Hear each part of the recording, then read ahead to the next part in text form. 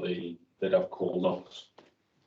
So basically, when you call the client, minister, anything for that arrangement, you'd log it and you'd put down what was said.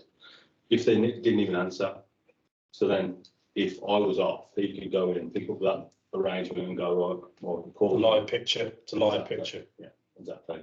Which in effect is kind of the same thing as what you do with your emails and your WhatsApp group. It's all about creating that trail of you can follow the whole process. Yeah. So if you can follow the process, you can understand the process. So yeah, it was kind of like that. And then there's the other side of it where it was internal with information not being seen, whether that was by choice or whether that was by just not doing what they're supposed to be doing. For argument's sake, if he's put onto a funeral because the family requested and it doesn't happen. Yeah. There's a trail that he's followed to make sure it has happened, but it's not being followed through the opposite end. Okay. But yeah, it's one of Okay. And compared to now, then, so now you're compared to now, everything goes through me. So yeah, so now, everything. So now it's your business. Yeah, I am the person that has to distribute the information. So I automatically put it in the position of what I would want to know. And I want to know everything, so everybody gets everything. It's not like the standards dropping because there's less of you, but is communication easier now that there's less of you there? The role I have got, it can be difficult because obviously you're having to think for other people and you're having to make sure that everybody knows every bit of information that you think is relevant. For them, it might not be, but I'd rather them know than not know. Yeah. You know what I mean? So yeah, but yeah, everything goes through me. I have to distribute it. Once I make sure there's a trail, you've got to have a trail. So how do you like distribute the information, like verbally or? I'll sit down with my wife for dinner. What? So you meet my wife and my mum. Oh, really? Yeah. So like, there's That's nice. Yeah. But then you can take into account other ministers. Yeah. Celebrants, people who vote cars off, everything like that. Yeah. We have like an email that we send out to all of our ministers, which is like the minister's confirmation. Yeah, sounds So all the information's written on there that he needs to know. Sometimes more than what he needs to know. I mean, does he really need to know about how many people are attending? Not really. But it's on there. I think it's important though to give more information. I always want more information. Yeah. Even if I don't use it. Yeah. Because then that one time that you need it and it's not there. But like with if that's a call log, so have you got your calls recorded or anything like that? Yeah. Or, yeah. Because we had a system put in place, couple of months back now, where we had like the phone lines recording. Yeah. Tell you what, it's been so useful. So crematorium, so Bushbury, we've booked the crematorium. Bushbury have obviously booked us in. They've booked in someone else after us. So we said to them, well, when did they book? It was on so date, and we sent them the call. Well, you actually booked us in on this date. People who hire our vehicles, we've sent our vehicles over to them. Well, no, we didn't book you for this. We did. Went back on the call log, sent them in. Look, you've booked it. You've got to cancel. It's sad. Stuff like that. It's become so useful. The trial, like I said. Yeah. The problem is though, Evidence. it's evidence, but it's sad though, isn't it? We have to go. I know. You didn't want to think. It's a culture we're in now, isn't it? People say, no, didn't say that. Well, actually, yeah, you did book on this day, or this was said at this time. I do think it's better. Yeah, it's quite worrying though the levels it's going to now. Yeah. From being on board a ship where there was the levels of communication was all face to face, just talking, was a problem, we just dealt with it. And then going to air operations, an air tower due to a knee injury, and everything was like recorded. You had to initial everything. I was like, what's going on? I didn't like it. The fact I was like, well, don't you trust me? Yeah. And it's changing culture, but that now is like how everything is now. Yeah. It's fascinating, but I suppose we've got to do it now, haven't we? Because That's the thing. The blame culture now, isn't it? Exactly. And people aren't prepared, like the vehicle thing. They should know. They should know that they can trust you, and it's not an issue. Yeah. So if you make a mistake, put your hands up. Yeah. So if it is a shame, it has to revert back to that rule. You got to. And you, Brian, your company, Any sort of examples of lines of communication? What works? What doesn't work? Could you do anything to improve within the company? We're that small. So we all gather on a morning. Yeah. That's It's as nice. simple as we start at 9 o'clock. We all left, of course, and we all have a cup of tea. We all fit in a room that's half the size of this. You told what's going on for the day, what funerals is happening, who's going where, who's doing what duties. This is that vehicle, you'll be taking this, you'll be taking that, you're going from here, you're going from there. It's all about, well, everyone knows, everyone has a conversation on, oh, well, I've got this on. All right, well, this will happen, this happen. We don't need the kind of WhatsApp group, so. Yeah, it's I suppose, like for me as well, Dad and I are the main arrangers here, so we're in the same office together. So like again, subconsciously you'll probably hear things the other person's discussing, to have an idea whether they're updated really.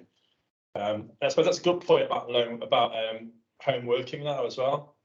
How those conversations whilst you're making the tea and coffee in the morning, when you're just together, you probably learn a lot about what's going on just naturally around each other. Yeah. So yeah, that's interesting. Any guys online at all? Robert Tripney, your company, how do you handle things?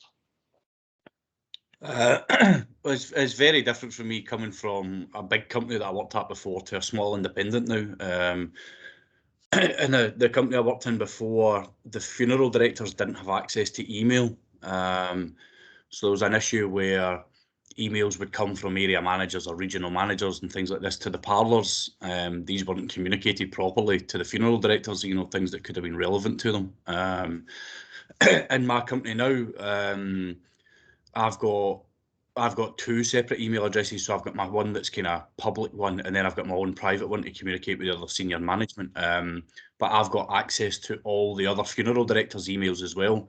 So this is just so that we've got a continuity. So if they're ever on annual leave or they're off for any reason, you know, their emails will at least be able to be spread out to other people, or I can deal with them directly. Or whereas where I worked before, you know, there was no such thing as. A lot of them still use fax, to be honest, which is unbelievable. So yeah, we implement it so now I can access everybody's emails, whether they're in the building or not, or any time of day or night. So yeah, it's good. It's good. On the other hand, though, it gets almost too much when you're having to check when you're checking emails then all the time, aren't you? That's the other danger. Well, the thing is, I've been on annual leave this week. I've literally just turned this laptop on, so I've got them on my phone as well. But between my own two email accounts, I've got about 38 emails, not including Craig's and Robert's and the info one. So I need to filter, and a lot of it's nonsense from Just Gloves and, you know, all these other kind of marketing emails. But I need to filter through them all. But I do get all the really important ones get either forwarded or CC'd into my own private one. So. Yeah, it gets them on. Rob, when I'm not there, Robert Ward, who isn't here today because he's doing a Sikh funeral, he kind of manages everything in my absence. So the key thing is that you've got strong communication channels in place, haven't you? Nathan, for yourself? I guess ours is different again because we're such a small company. There's really four of us that are the sort of operational side, but similarly to what I think Brian was saying. Coming in the morning, we sort of have an informal debrief of what the plan is for the day, and just sitting down, having that coffee, talking through what's to be achieved, what funerals we have, what transfers have to be carried out, assigning duties. That seems to be the key point of setting up the day, really. And after that, we're so small that yeah, we have email addresses and things, but a lot of our communication is done verbally because we can. So it's different again, just due to the scale. That right there, what you and Ryan do, and Craig, that is the strongest form of communication, isn't it? You can't beat that.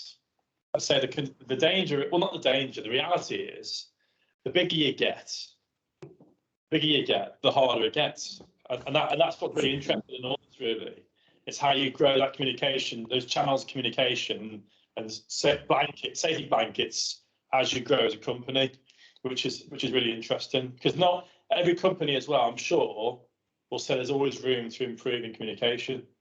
There's always room to improve. So, okay. Thanks, Nathan. Okay. Rianne? Morning. Thank you. Well, there's only me there, so I just communicate with myself, really. Yeah. I don't know if it is about who's part-time for you. Yeah, so if I need Eleanor, I'll WhatsApp her. Can you come in tomorrow, 9 o'clock? Yeah, no worries. Don't know how long you're going to be there. Might be all day, might be 2 hours. So yeah, that's that. And then when she's in, I'm like, right, we need to do this, that, and the other. You know, get coffins, get deceased. Or if we're on a funeral, tell her how many seats and things at the chapel. But yeah, it's basically just me and her when she's in. All the other times I talk to myself. Good. Great. Okay. So Joe and Sam. Okay, go for it, Sam. Yeah, so we're only a small team. So like a few of the other guys have mentioned, a lot of what we do is just like verbal communication. So again, in the morning when we all sort of congregate in the office, then responsibilities for the day and where we're all going to be, that's all taken into account, and we look at the diary and see everything that needs to be done, and then we make sure everything's in place. So obviously things like staff have to be, you know, if we need extra staff, then we sort that in the days leading up to a funeral. But then the actual morning of, that's when we really place out where everyone's going to be. So who's driving the cars, who's going to head to church, who's going to be, you know, all that sort of thing. And then after the funerals and your smaller responsibilities, things like going to hospitals to look after folks, any meetings that you might have with families, and so on and so forth. Great. Jay, anything else on that, Jay? I suppose we've experimented a bit on web forms, so sort of streamlined. But so for funeral plans and things, you're getting younger people potentially looking at purchasing now. Yeah.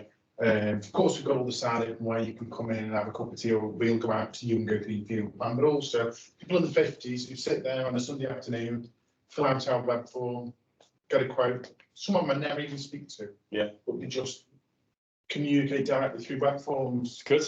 Which, I'm not saying it'll ever replace the personal touch. It's another option, isn't it? It's another option when you're busy, and we all know what it's like. When it comes up to this time of year, you haven't always got the time to be.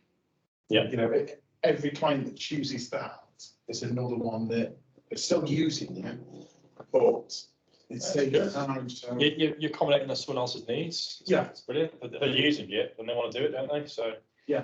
Some of this actual unit doesn't discuss at all about communication. It's also advertisements, how we advertise ourselves.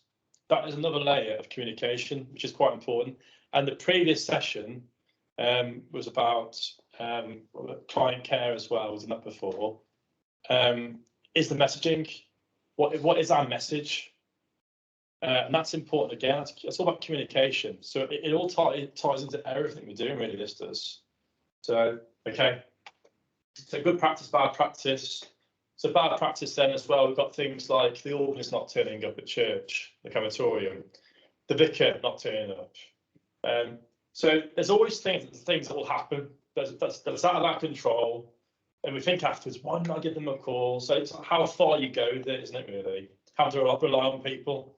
So again, if you can call people the day before to make those checks. On Friday, we had a barrel of ashes. A grave digger, I called him on Thursday afternoon just to make sure it was okay for the following day. He actually said, John, I forgot all about it. He said, thanks for calling me. So I'm busy, called you. So it's those little calls, those checks, it's the constant checks we're doing all the time, isn't it? We have to constantly checking things off all the time in this job. Because if there's one mistake, if one person forgets, it can be catastrophic. Yeah. So again, it's the importance of that communication. So within the team, it's fine. We've got these lines of communication, WhatsApp, sitting down, the writing things down in the file, which everyone can look at, and it's all there, a live picture. Then it's third parties, the grave diggers, the organists, everybody else involved, the horse-drawn company, everybody involved to make sure that it happens in the right way. Okay, so bad practice and yeah. Communication need and impact within the team. So again, what is the need? What is the need of the conversation and communication? So we've discussed this about those conversations you have in the morning. What is the need of the conversation and what is the impact? So let's forget about day-to-day running. If you had a funeral service where they're expected to have over 1,000 people there, would you just carry out your checks in the normal way? Or would it be different based on what was ahead of you that day? What would you do differently? You'd obviously get a team together and say, right, today or in 10 days' time, we have this funeral. So you basically, your communication is different based on what's in front of you, based on the scenario and situation. You adapt and evolve your communication style and technique. But again, you're explaining why. That's the key thing about all this stuff, is why we're doing it this way. In the book as well, it states in the book, if it says to go, if you're telling your driver to avoid the high street on the way to the church, and then suddenly the driver sets off on the hearse, and then suddenly the road closure, which he's seen for the last week or so, he or she's seen the last week, he sees, oh, the road closure's gone now. I'll use the high street because the road closures are all clear. But then actually, the purpose of not going for the high street is because the deceased may have got their injury, which caused their death in the high street. So it's about explaining why. That's the key thing, not just telling people. The old-fashioned way was just do as I say, not as I do, and just don't question why. Just do the job I tell you to do. If you explain why, though, it makes things a lot clearer. You're showing respect to people, and you create that team within the company as well, which is only a good thing. So starting to communication then. Pay attention what message needs to convey, what information do people need, deliver your instructions clearly, but at the same time, consider style, check for understanding. So with this as well, you need to adapt to be a good leader. You need to adapt your communication to who you're actually speaking to. So there's the message why, but also if you learn about how the people you're working with, or whoever it is, whatever, if it's a solicitor, if it's the bank, if it's your wife or husband, if you know how they work, you adapt your communication styles based on how they'll receive it. Because the clearer you are of your communication, the better the results. So again, that's not really in the book, but that's just the facts, really. Who, what, why, and where. So on the next page, you'll see this here. So who, what, why, and where are the key points of communication. It says within the funeral home, but this isn't in all lines of communication. So who are you going to give the instructions to? Is this the right person? So Craig mentioned before, he'll tell people things that sometimes they don't need to know. But actually, they know it. There's no excuses then, is there? But again, no, if someone was telling the embalmer about a job on the conducting today, there's no need to know about it. In the forces, we were told there's a need to know basis. But actually, as Craig says, if there are certain things that will help in those arrangements or that funeral, then that's a good thing. Just do it. Sam? Just to go back to that thing that you said a moment ago about if you told the driver to avoid the high street, even if you didn't include the reason why to avoid it, if it just skipped their mind, you might think that you might not need to tell a bearer who's travelling in the hearse to avoid the high street because, well, they're not driving, so why should they know? But if they just remind the driver, well, even though that wasn't really their responsibility for the day, they've still avoided the problem. What you're doing is just reinforcing, aren't you? You're adding another layer of protection to the situation. Okay. So yeah, so your who then, so who you're giving the instruction to, and is it the right person? What it is that you want the person to do? Why, explain why you want the task to be carried out, and where the task should be carried out on your premises or in your client's home. Be sure to give exact instructions if there is likely to be any confusion about street names, churches, which crematorium, etc. So you've got your who, what, why, and where.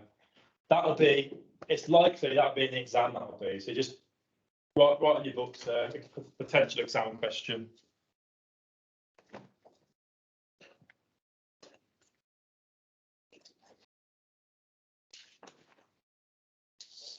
Before we go through the activities 1 and 2, learning outcome 1.2, which is the next page, it's about assumptions. The danger of assuming is horrendous, isn't it? It's horrendous. Because we've all been there. I thought, those words, I thought. Any examples on that all for yourselves? Any examples of assumptions of things going wrong? An easy one in music, like someone could say a track name. Yeah. You would just think, oh yeah, they want it by so and so, because that's who everyone has it by. It could be by completely someone else. Totally right. It's a great example of this. Music's a big one. And again, with us, what we do now at that, sister will send them a screenshot Of like the playlist. of the actual playlist. Yeah, you So can't go wrong with that, can you? Close down. That's Close it. down. There's no comeback on that at all. Is there anything else at all in this industry where assumptions like music? I had one and it's quite bad. I feel like the world knows about it. I've been at the co-op for about 6 weeks maybe. You've probably heard about the story of a lock of hair incident. So I I've gave, got to jump in there. yeah. I bet you everyone doesn't know that. Oh, I've not, I don't got it. I'm just thinking. No, I bet you. It just shows how badly you feel about it. Or no one knows about it at all. Yeah, oh, it was awful. So I checked in, we had to do a transfer into care of deceased, because the coffins aren't prepped where we were. So this is why I love the chat, honestly, the difference is unbelievable being with you. But I'm not saying that because you're here. But basically we have a checklist what everyone classes as the blame form, don't they? So The blame form. yeah. The blame form. The blame form. So I signed this deceased in with a ring and a lock of hair, and there's both in back. I checked, no, I wouldn't, but I only checked the ring, gave it the family, because I thought jewelry is much more, you need to check it, yeah. And I tell you what, this family come in a few days later and they was like, I want to speak to management. They did. I gave them this hair and it was completely filthy. It was full of, which story I'm on about. Probably. Yeah. Well, I feel a bit better now.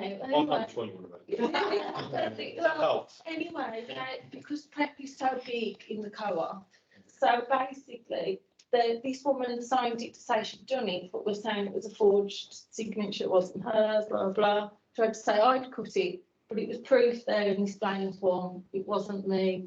So if I say hair returns. Yeah, and because we weren't allowed to at the time, it was just prep that was allowed to do that. Okay. So I gave these 2 jewellery bags, one with the ring, one with lock of hair. Anyway, gave them this, it was filthy, and it was. The hair was filthy? Yeah, it was awful. It was because he was found in water. So anyway, it was a massive investigation. Because the hair was dirty? Because the hair was dirty. So never assume someone's done something right. But I tell you what, she took everyone down with that. And I never got in trouble for it because I said, I gave the family the hair. What was left for you? That was, what was signed in. So I just think it's a shame. Because that sort of, it's not my fault, it's your fault. Yeah. That's what I can't stand. Yeah, I was trying. My question is, if I go back, why is the hair dirty? Yeah. I didn't know it needed to be clean. Do you know what I will say is, my dad's got in trouble once because the deceased, the family asked for the clothes back of the deceased. And what he did was, he actually washed them because they were soiled. He washed them. They returned them to the family, and they kicked off. That was a long time ago. They kicked off with him for doing that. You could argue, you assume, let's wash their hair. Yeah. And then you get in trouble for them washing their hair. Yeah, it's just, in the end, because they couldn't pinpoint who it was from the prep centre, that they took all of them down. But they said to me, we can clearly see it wasn't you. There's loads of stuff because you have to initial everything there. Can I just ask? Yeah. So in your lines of communication, Yeah. with the blame form, Yeah. who sort of like doing the investigation afterwards, saying whose fault is it? It would be management, but the management are friends quite well with the people that are doing. So it's so. Friends with the deceased. The people that are the prep, yeah. Yeah. The next person on the road. So, yeah, so they were all kind of like interlinked together. There's no independency. No, none at all. So if, say if you had done something wrong, they would blame everybody. But did the person who cut it initially say they'd cut it? No, they were saying it wasn't their signature. So No, they were saying someone had forged someone had forged it and I wasn't there that day. Oh, But proceed. so then it went back to the mortuary register then. Obviously, this investigation, I was registered for the county. I'm like, oh, this is awful. So they were going through mortuary registers to see where it had come from. And the person who signed it was like, no, it's not my signature. I wasn't there that day. And it was all proved that there were. So basically, who Yeah. who did it come to in the end then? How In did the end, they took 10 people down with them and I gave them all written warnings for it. So, yeah. You know these initials and signatures, what are they actually for?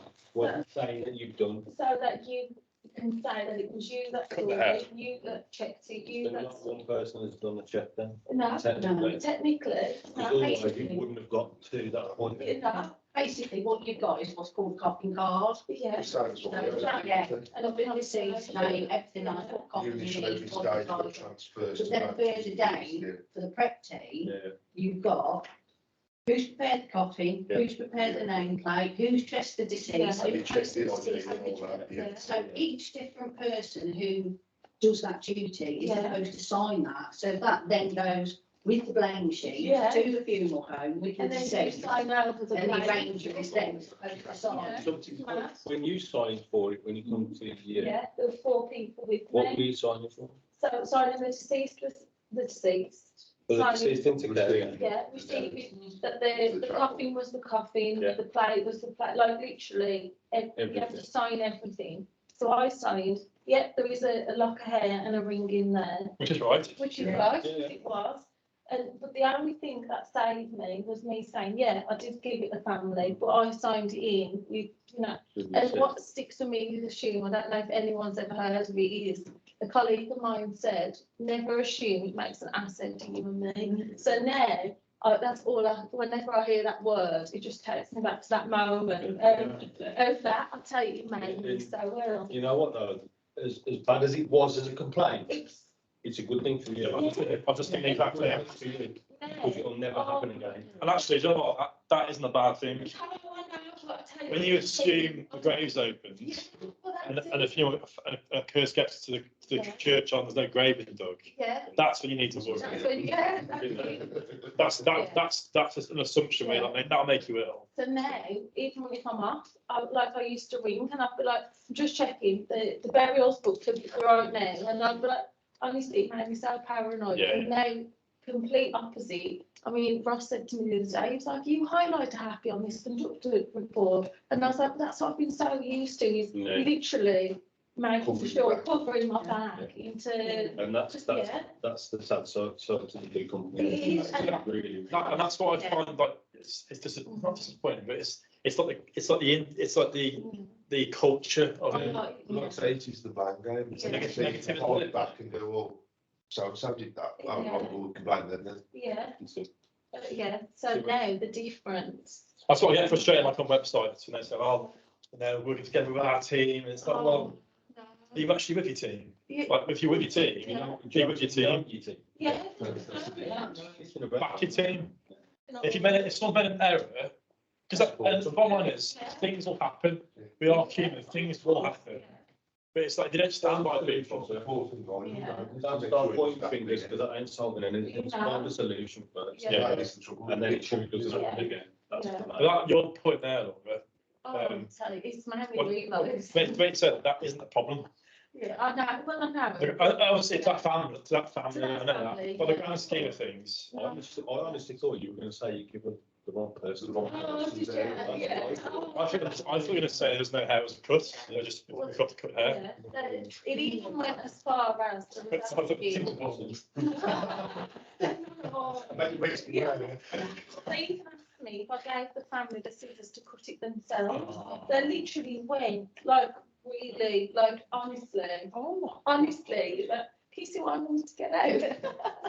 There's no support, is there? No. But what it comes down to, when we're saying this, if the management fully understood, Yeah, and then back you. yeah. But it's just like, well, I'm not sure what's actually happened.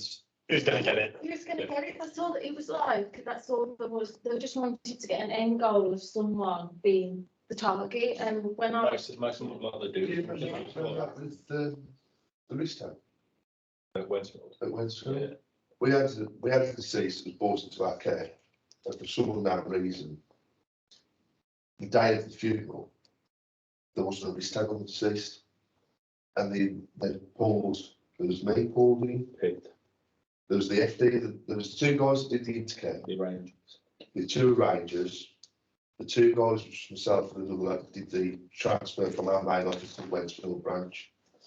There was the funeral team, and luckily, like the on-call crew that did the removal was still around to identify the deceased, or else we'd have to go to the family, because there was no chapel visit either. So when the FDs come up, there's no form of identification with the deceased. It was like, oh, but they had to punish somebody. But we all said, you know, we done our checks, we decided to say we've done them, and that was kind of where that backfired on them a bit, because then we'd already signed to say we'd done them. They couldn't prove that we hadn't, but we couldn't prove that we had. But then one, bless her, she's lovely and knows that. She's too honest. You know, she just sort of went, yeah, put my hands up. I didn't check the identification. Whereas we all was like, and you know, kind of get back at them a little bit. Yeah. And she just went, oh, I can't remember checking. And I disciplined her for it. What does the discipline involve? God. You can get me to speed that. Yeah. Because you can have written, final, and then everything else. Yeah, you can have 3 written for the same thing you get then. Yeah. Or you can have as many written but for 5, 6 different things. Well, I had a written one for jewellery and personal effects, and then I had a written one for speeding. Believe it or not. Oh, yeah. There was a few. But it can be, you can have like Craig says, 6 or 7 written warnings. But I've always been under the impression you have 3 written warnings, that's straight to discipline. But you can actually have 3. You can have 2 written warnings on jewellery and personal effects, presentation, or your own standards. But you can be different for all of them. The breakfast and conversation as well. And yet the same communication, we've done something good, is there? Very, very well. That's the shame, isn't it? That's a massive, Yeah. massive. There's no trades. Big difference. No. That's not just corporate Amazon. There's a lot of independents, like larger independents, who on paper might look very successful, but they can't actually have the time to communicate to their team. I did all the interviews for the NEFD for all their staff there, and to see how they felt they were looked after by the NEFD during the pandemic. And they all said that, you know, the same things. We're very proud to be part of the NEFD, and we think the NEFD have really, you know, done so well getting the information out, working with government. The one area we feel we felt could have been improved was just to give us a call to say how we are. So that's interesting. So sometimes you got all your official, your documentation, your agenda, this and that, but sometimes just strip it all back. Just You're right. just people. We are people. We all got stuff going on in our own personal lives. Forget all the ties and all everything else. Just strip it all back. That was the big thing that you can see that as well. Just think what the corporates could do if they could just put some of these things in place. How would it be? Months without seeing anybody. If there was the quietest branches, without funerals going ahead, you've got months without seeing reading from anybody. You know, you go up and you're cautious. You don't see someone who's doing a problem. Yeah. The last one about assumptions was assuming. Something I always do now with chapel arrests, taking people through to a loved one.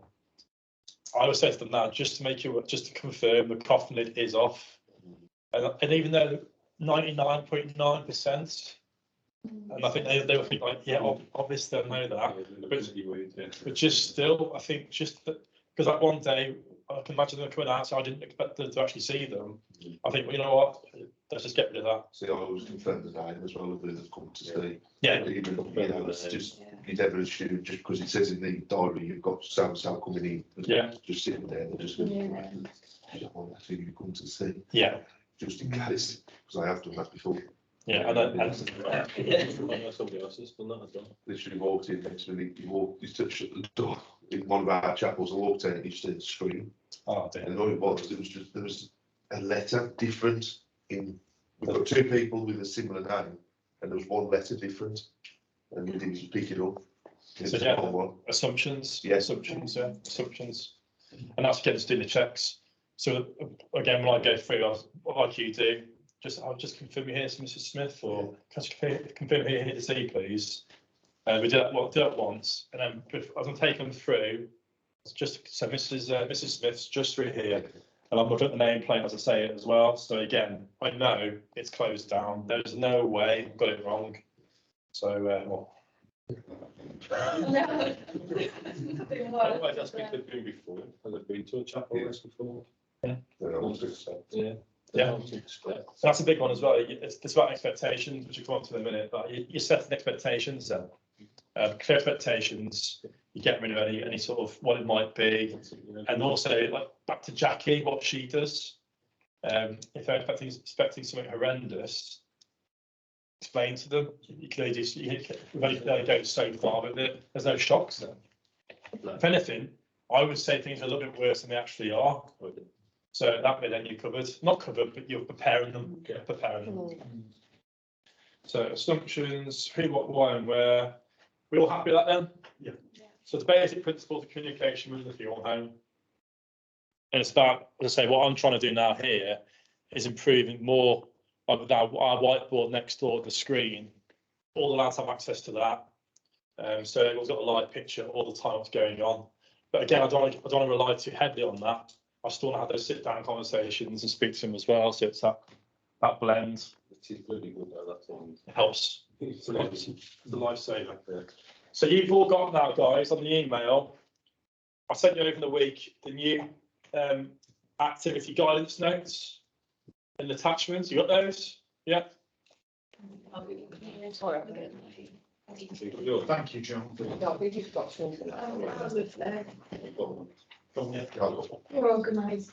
Thank you. I'm going to say I think I want the interjection.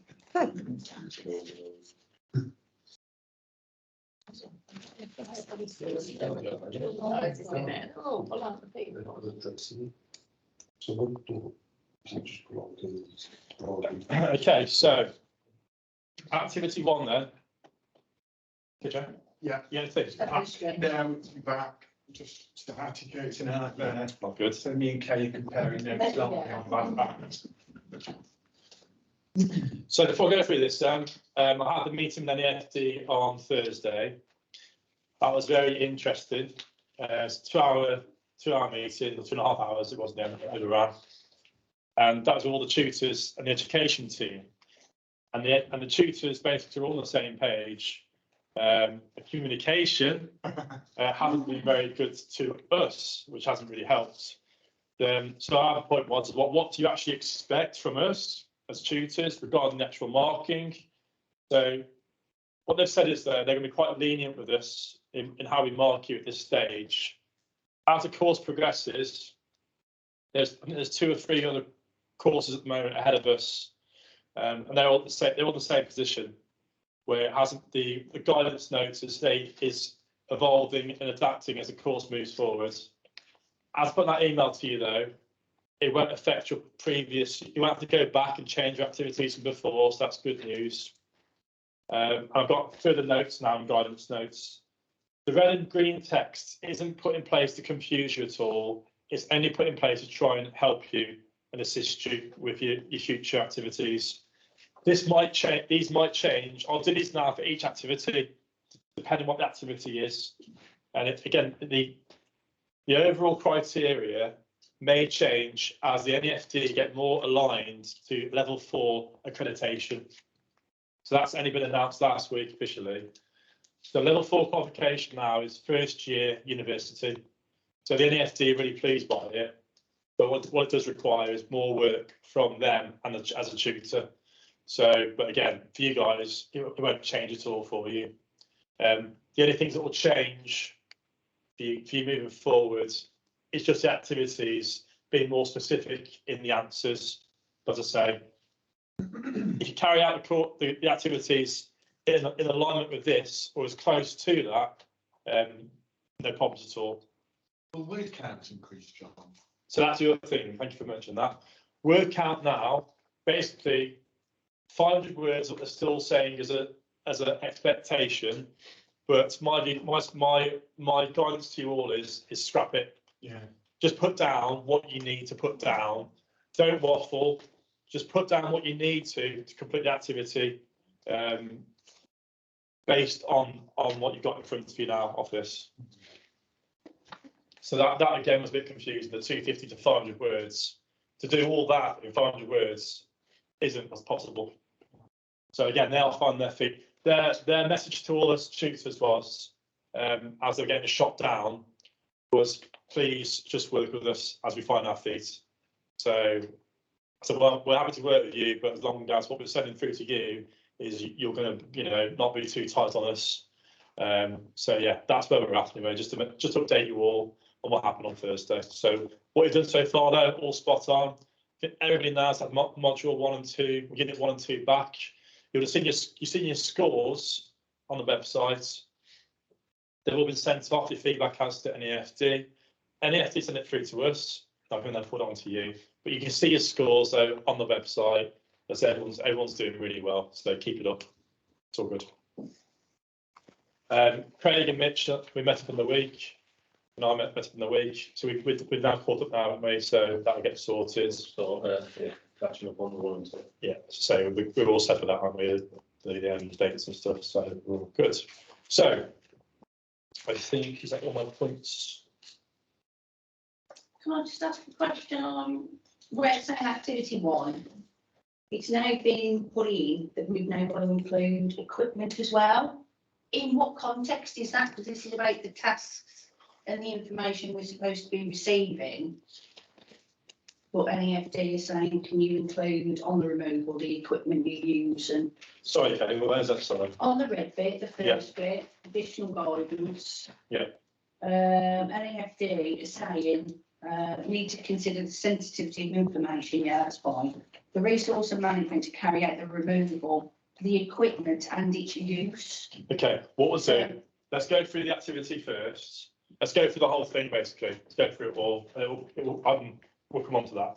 Let's cover it. Let's cover it all. So when we leave it today, everyone's completely comfortable with all activities. So activity 1 then, take time to make a list of all tasks required from the point of receiving the first call through to the day of the funeral. What information is required for each of the tasks?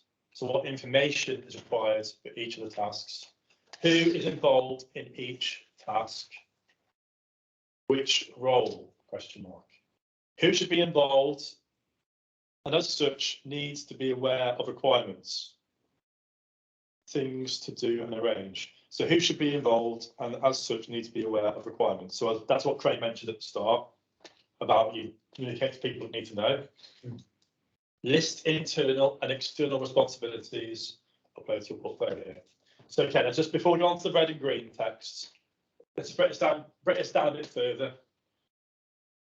So take time. So from the first call through to the day of the funeral, the tasks required, first call, day of the funeral. So we've got in there, first call, removal, arrangements, got order of service. You can even put their notices to the newspaper because you're going to be liaising with or communicating with the press. So other items you might communicate with, the grave digger, so other examples you're going to be communicating with, and that, as we discussed, the importance of that communication. What information is required for each of the tasks? So what information is required to carry out each of those tasks correctly? Who is involved in each task? The grave digger, the newspaper company, the family to arrange the funeral, your team to carry out the removal. Who should be involved and as such needs to be aware of the requirements, things to do and arrange. So again, who should be involved? So back to the grave digger. they need to carry out their duty. They need to know the coffin size. If it's an oval shaped coffin, if it's a traditional shaped coffin. So you're going to go through the requirements now for that person to carry out their duty to the correct standards. List internal and external responsibilities. So what you're doing, you're measuring the coffin, and then that's my internal responsibility. My external responsibility is passing it on to the gravedigger so he carries out his duty correctly. You get your job wrong, the gravedigger's job is going to be incorrect as well. So that's the activity. Let's not get confused about the red text and green text. The red text, so that's the main activity. Okay, the red text and green text now are only being put in place to try and support you with the activity. So don't worry, we don't cover all the points in red and green. So now the red section, the student should approach the activity in a logical order. So that's your first call, all duties through to the day of the funeral. They need to consider the sensitivity of information received, the resource and management to carry out the removal, the equipment and its use, any third-party involvements, who, purpose, coordination of all activities. Who is responsible for which tasks? How would the student consider the clients and their communication to them? Are there any contingencies which need to be put in place? So if anything's going wrong, what's plan B? Okay, let's break this down now again, red text. So we've got the order in place. They need to consider the sensitivity of the information received. So information we're going to be gaining. And that's too helpful. The resource management to carry out the removal. The equipment and its use. So equipment now, like you say, we're moving away from communication, aren't we really? Yeah. Must mean like what equipment will you need to carry out the removal? Oh, there will be assessment Yeah. I of. suppose one bit of communication could be when they're dressing the deceased to make sure they're We use informing the 55 or- the yeah. office of the coffin size. And then that could cause implications such as if it's too big, it may not fit in certain graves at certain cemeteries. We've had that recently. Yeah. I suppose it's communicating between the different From within departments. different isn't it? areas, communicate with them. So yeah, your point there then. I suppose communication too, you could say for the removal. So when you ask them on the phone, where are they? Say for. Oh, yes, so you phoned Like yesterday, you said yesterday, it's yeah. not as in the cemetery, Yeah, because then they're yeah. actually through. That'd be it, Ken. Yeah, that'd be it, Ken. Yeah, Yeah. okay. Yeah, Do we need to have? what kind of, 6 members. Yeah. Removal or. And And then, also, when we get back, do we need a larger tray for the deceased? yeah, and then if the family say, it's the call out, crew, like, the family don't want to be contacted till next Monday, Yeah. then we will then tell Yeah, you, you yeah. know, like, communicating in that Communicate. way. Yeah. Maybe like yesterday, the lift wasn't working, just asking. Yes. questions Fourth to floor try- flat, yeah. wasn't it? And I fourth floor flat. 22. God, not what you want on the phone. Who's responsible for each task? That's straightforward. So again, just making sure you put an activity that, if the first question, who these people are you're communicating with, how the student consider the clients and their communication to them, how the student consider the clients and their communication to them. Okay, so that's a simple question. Then we need to refer back to the activity. That's the key thing here. Otherwise, you start doing lots of activities within one question. We need to concentrate on activity one. Excuse me for 1 moment.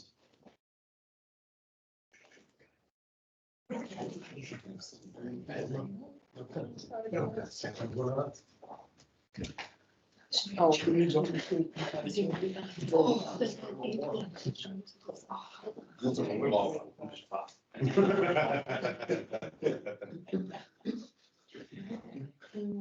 smoke.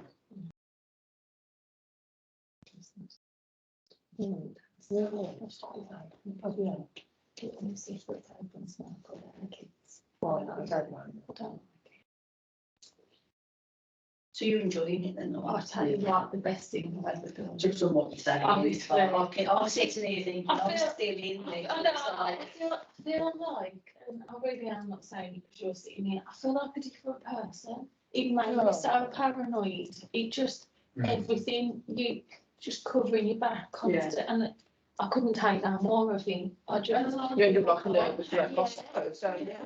Like, it was just, especially the way it worked, you just couldn't be, I just didn't feel like I could trust anyone in my group, my team, really. If you're thinking someone's always trying to get involved, Yeah, yeah. I mean, it was making me, I just wasn't sleeping, I broke in spots, honestly, it was awful. But it could be so amazing, but it's just, you know. When you think the amount of people that have left Have really left. over the last 6 months. It's a lot, haven't they? A lot, and it's a shame, really. Yeah, It is. because it's the good ones we're losing. Well, when the day that I handed in my notice properly, there was just like, oh no, you know, you're one of the best ones, whatever, and I was just like, but You've been told. you've never done anything, Yeah. you've never, you know, you don't want to be thanked or whatever, you just want to know, like, you know what? You're doing your job Yeah, right and you're appreciated, yeah. Rather than, because the last straw for me, really, properly, was just knowing that when you go in, you're gonna not have to stress and drama the way that it's made. So with the green text then,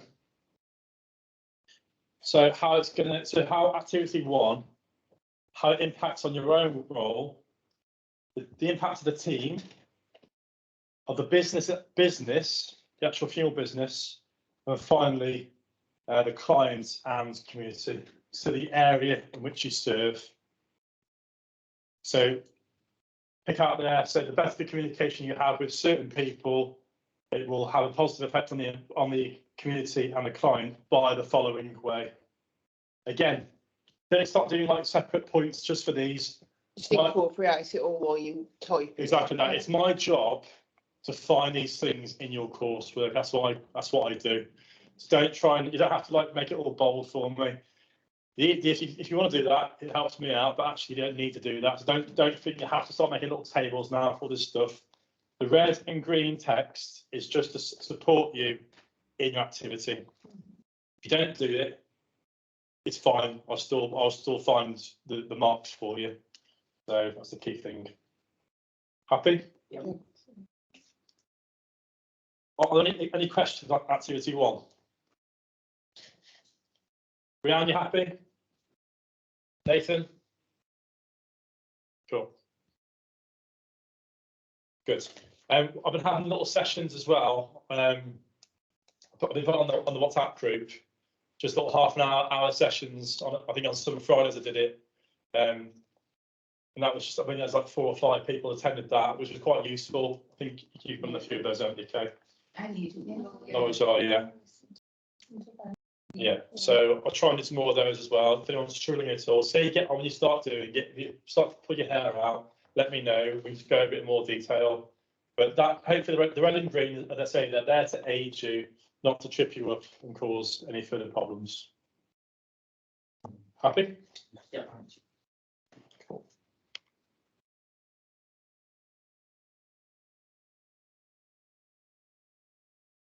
Put a little list there of things that might be on that list for you.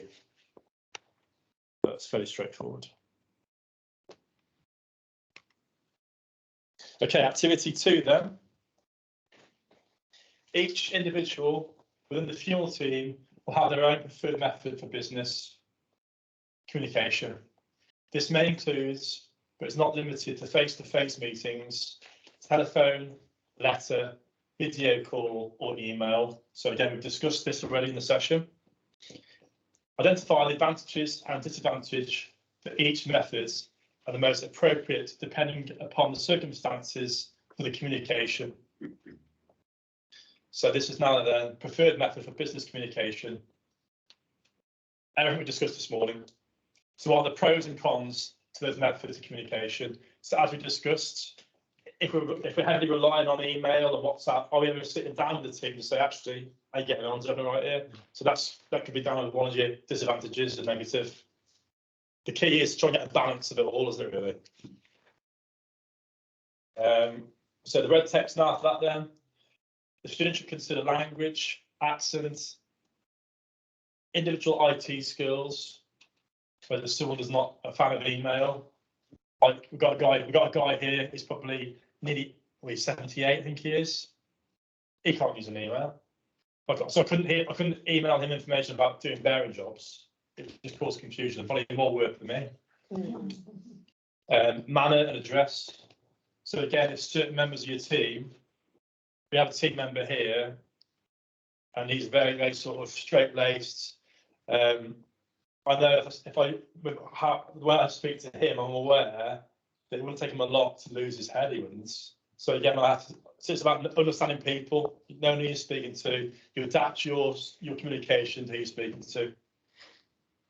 Perception, interpretation, cultural sensitivities, and people with additional needs. That's a very good point.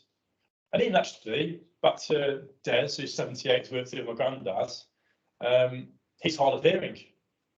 So when I'm in the office with him, telling him where cremation forms to go to, I have to really make sure he knows where he's going to. So I'll, without being patronising, I'll say, yeah, where are you going, Des? So it's about putting those layers, again, there's layers of communication in again. They should consider how each method of communication will impact on other team members, clients, or the wider community. What type of message are they trying to get across? What is the most appropriate method of communication for this? I think what we've discussed already is your communication will adapt and evolve depending on what the message is and who you're talking to. So again, here then, your 4 points to cover into that activity is how that impacts on your own role, on the team, the business, and the community.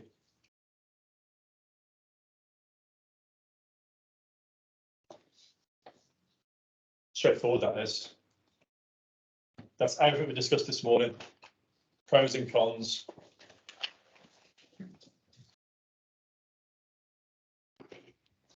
Happy with that? Yep.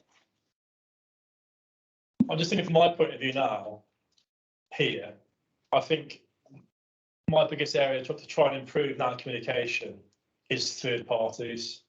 Is that grave digger on Friday? If I hadn't called him, it would have been dug. That's what needs to be protected, rather than just having to rely on a phone call. If I'm too busy to make a phone call, what happens then? Not as reliable are the third parties as they used to be, I don't think. So what's the answer? What do you do? Hard, isn't it? You can call an email and stuff, but sometimes they could just. Here's an example for you. One last one. Because that whiteboard next door I've got, fantastic. Everyone knows everything about what's going on, where they need to be, who they're looking after. We had someone called through to use the hearse hire 2 days before it was required, so it's quite a rush job for that particular firm. Yeah, no problem at all. Booked it all on, done. And all sorted. And actually, the guy who's on the job, he had a new phone. It wasn't an iPhone, and the picture that I sent him, because of an iPhone, he didn't receive it. So the morning of the funeral, I called inside, we're about to HS. What do you mean? It's like, don't mess about, where are you? And he's like, I can't receive a picture from you, John. So I'm like, suddenly, oh. So yeah, so even with that is, you know, that there, safeguard, it's all covered, it's all safe. And I didn't know he got a new phone. And he didn't know his new phone received pictures. So it's like a perfect storm. And actually, it was 2 days from when the company in Telford called up to see if they're going to help them out. And then suddenly, so it's one of those as well. How far do you go? We need to find it. Okay. Are we all happy with activity 2? Online guys, happy? Cool. Megan, you still with us, Megan?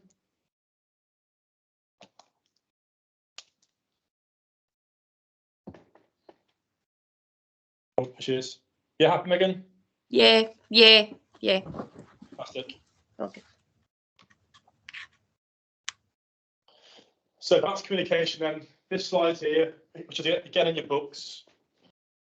This just is a simple way, it refers to the funeral directors, again, the funeral home, but this is in all lines of communication. You have the sender, the person who's going to be communicating the message, what their thoughts, feelings are, and how they encode the message into words. Or Rhiannon, hello? Hello, my screen's still on learning outcome 1. I don't know if you changed your screen. Yeah, we have.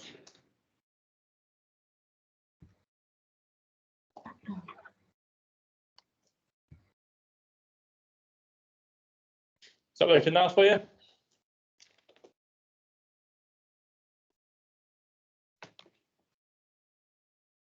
No. Oh. What I'll do is 11 o'clock now. Let's have a quick 5-minute break, get a cup of tea. I'll sort this out, and then we're back in 5 minutes, and we'll start again. So, Cool. I think. Yeah.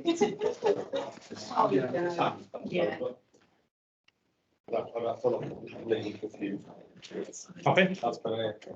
With that sheets, but yeah, that's what's better here. Yeah.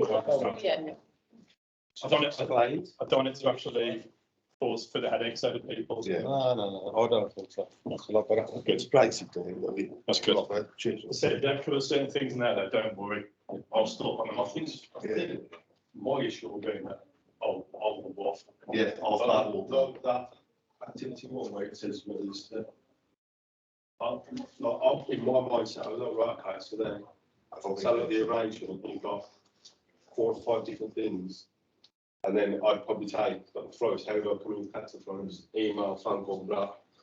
And then it'll just be. You can actually do what you want now, mate. Think it's what you want now. I won't talk about it. It was 500 words. But it's on. Well, it makes sense. You got me as well. And I was like, and I'm some depth, I've got about 2 weeks. Yeah. It's like, it's just like a quiz at the end. Yeah. And 40 points. So the quiz now, see wasn't clear. The tutor and the question, the NEST mock quizzes. But now, I'm mock quizzes. So. Basically, it's all.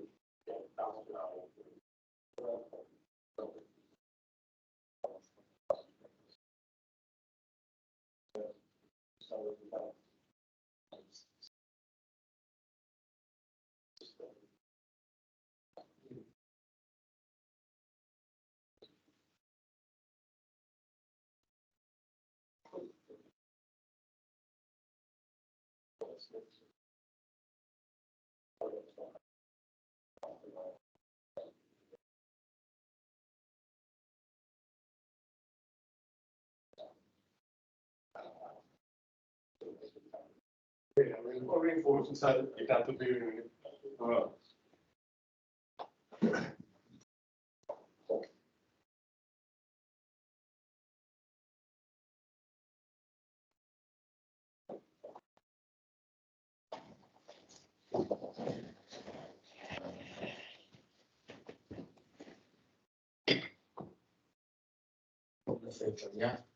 Yeah, mate. If you actually don't mind doing that one as well, mate. Let's get stuck into it.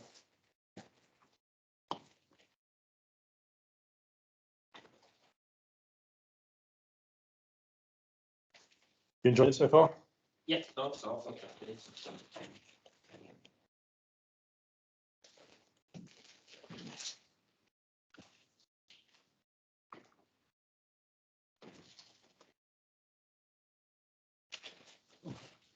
Hi, Rianne. Is that working now, Rianne? Can't see anything.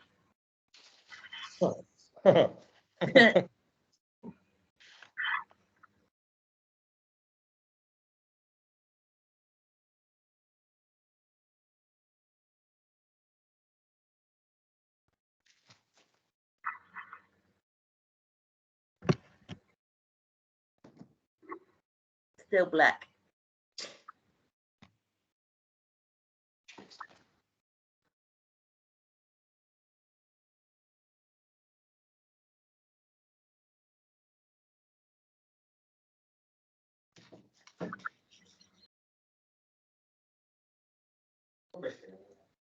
Again, into the office next to us. That's still black, is it, Rianne? Yeah.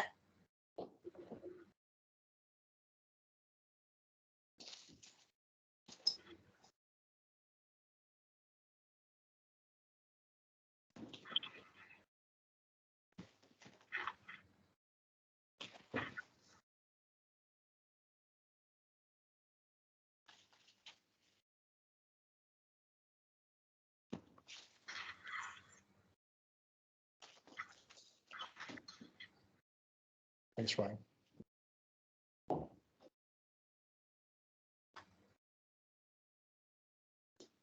John, Hello?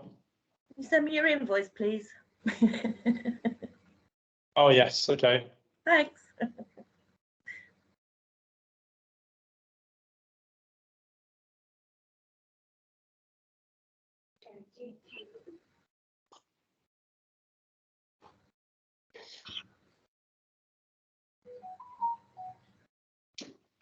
Oh, the food smells nice. Again, guys. Again.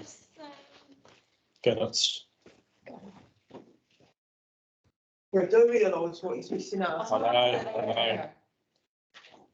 Where is this weekend? Is it where is it? I don't know, to be honest. I don't know what he's got planned. He was it York last week. You might prefer us in any day. I'm simply saying, look, there isn't, is there? No, there's not.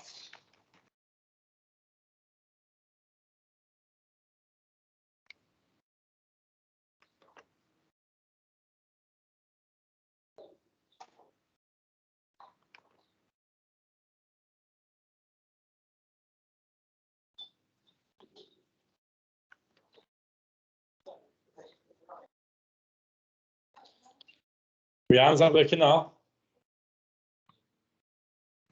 No.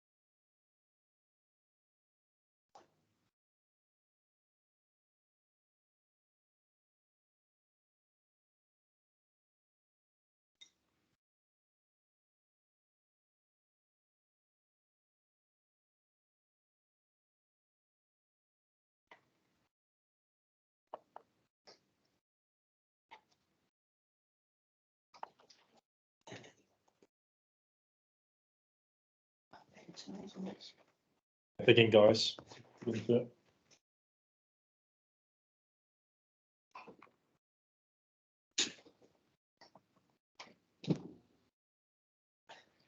Just plug the phone in there, John. All right. Yeah, you're fine, mate.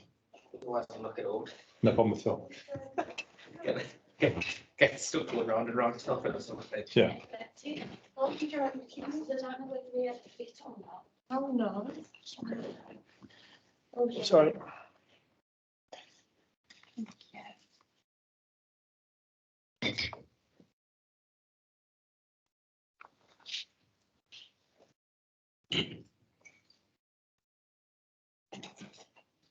Still no? Okay, Maybe log off it completely and that's what I was thinking, is for everyone to come off it and come back on. well, this is a nice look. Greg had one of them. Oh, yeah. Brianne, Megan, and Sam. I'm going to actually close down the link again. Down. Not there as well. I'm going to press leave for all. If you can sign back in with the It link. says learning outcome 2 on mine now. Sorry, Sam. I think mine's come up now. Is it? Yeah, for me it has. Yeah, I can see it too. The table on learning outcome too. That's great Yeah. news. Yeah, same here. That's good news. Got chicken satay. Yeah. But just be aware, we've got any allergies, peanut allergies. No. You're communicating your peanut allergies there, John. Hey, I'm all over it, Joe.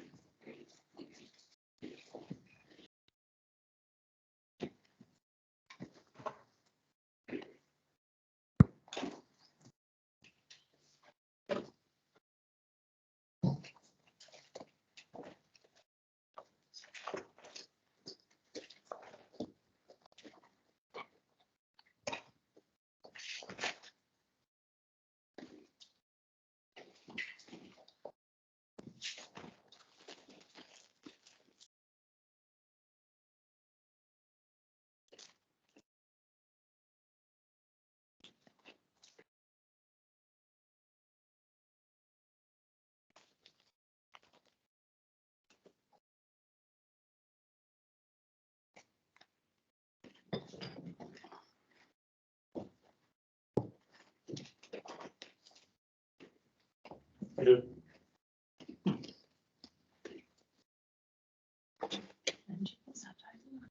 haven't tried it yet.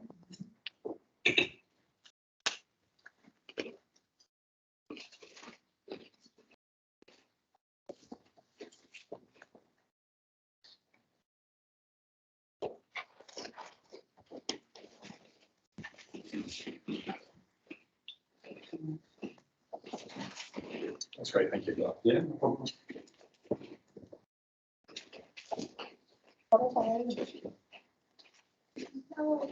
That's great. Great. Cheese. Lovely.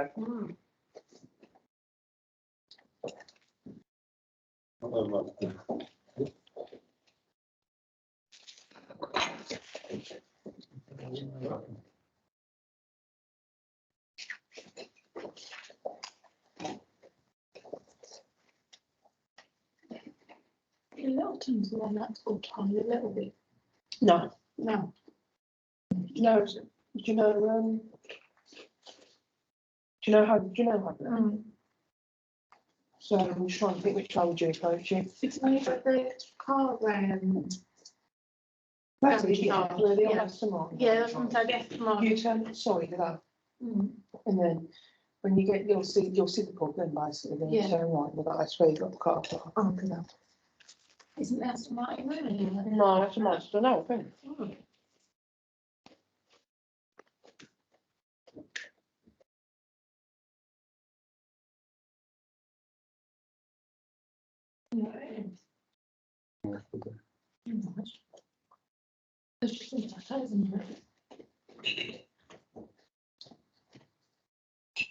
Sure, then, what you doing?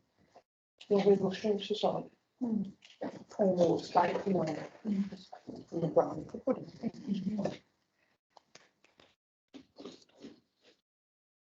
Oh, the sugar breed is hot. Thank you. Nah.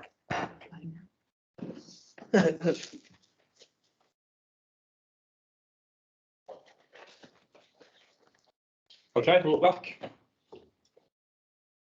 I'll go through the session, the scrap food as we go, just get stuck into it.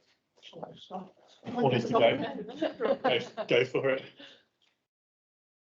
Okay, so then outcome 2.1 then is barriers to effective communication. So we've got 5 points here. Distractions, poor timing, grief and emotion, differences in backgrounds and prejudice. So distractions then, background noise, hearing difficulties, food, excessive heat or cold. So the room you're in, the funeral is too hot or too cold. Things that stand out, get the environment right, and then people with your family you're taking care of will feel more relaxed, so that way they can talk to you easier. That way then you can the productivity of the actual arrangement will be better, a better experience. It's a good point as well, a lack of privacy. So for example, for us downstairs, our reception, those big windows downstairs, we set it out in a way where people actually, there's a big piece of glass with curtains and the frozen section in the middle. It minimises actually how much clear glass there is. If your arrangement room is in the office, if your arrangement room is in the reception area, one of the things you can do to create more privacy in that room, so things like that, which we've discussed in previous sessions. The big one for me, going to arrange a funeral at someone's house and have the TV on. That's the killer, isn't it? And you have to, well, I always ask, are you comfortable if we turn the TV off? But it's quite an awkward question to ask. Any experience for yourselves at all from going up to arrangements? Interruptions? Pets. Pets. Yeah. Jumping all around you. Robert? Kids as well. I find probably the biggest thing, especially when you go to house arrangements, is the abundance of people.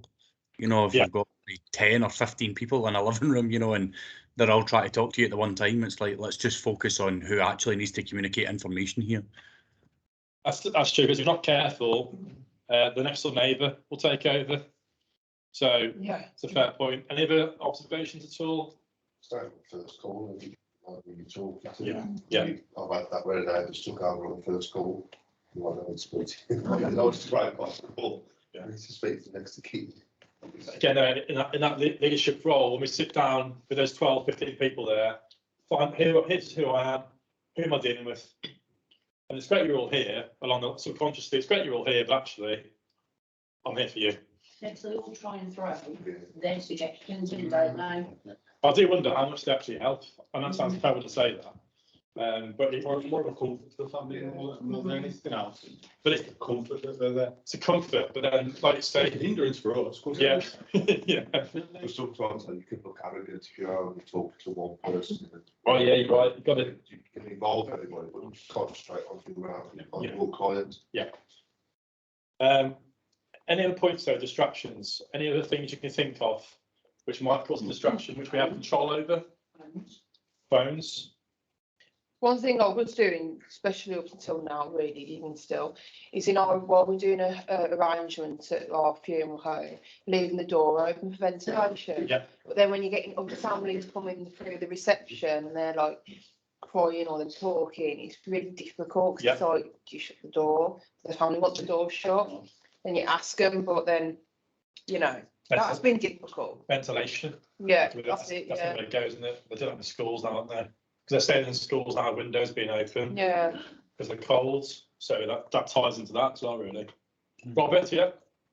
Yeah, just something that might sound very trivial, but in our parlours, our doors aren't locked during the day or anything like that, but we have a kind of buzzer system of any of the doors open. And a lot of the times the guys will forget to press the button to switch that off when we've got services or anything on. So, and when they're going in and out the back door, it beeps all over the building as well. So the amount of times you could be in an arrangement and it's just this constant beeping noise because nobody turns the chime off for the door. It's a small thing, but it's a big distraction sometimes. It's a really look at. We all need to look at. It's because these small distractions can make a difference, can't they? The small things. Sam? Building work can often be a massive distraction, of the noise, things like that. We had quite a bit of building work done at our premises during the lockdown, which was when people weren't really coming into our premises anywhere near as much.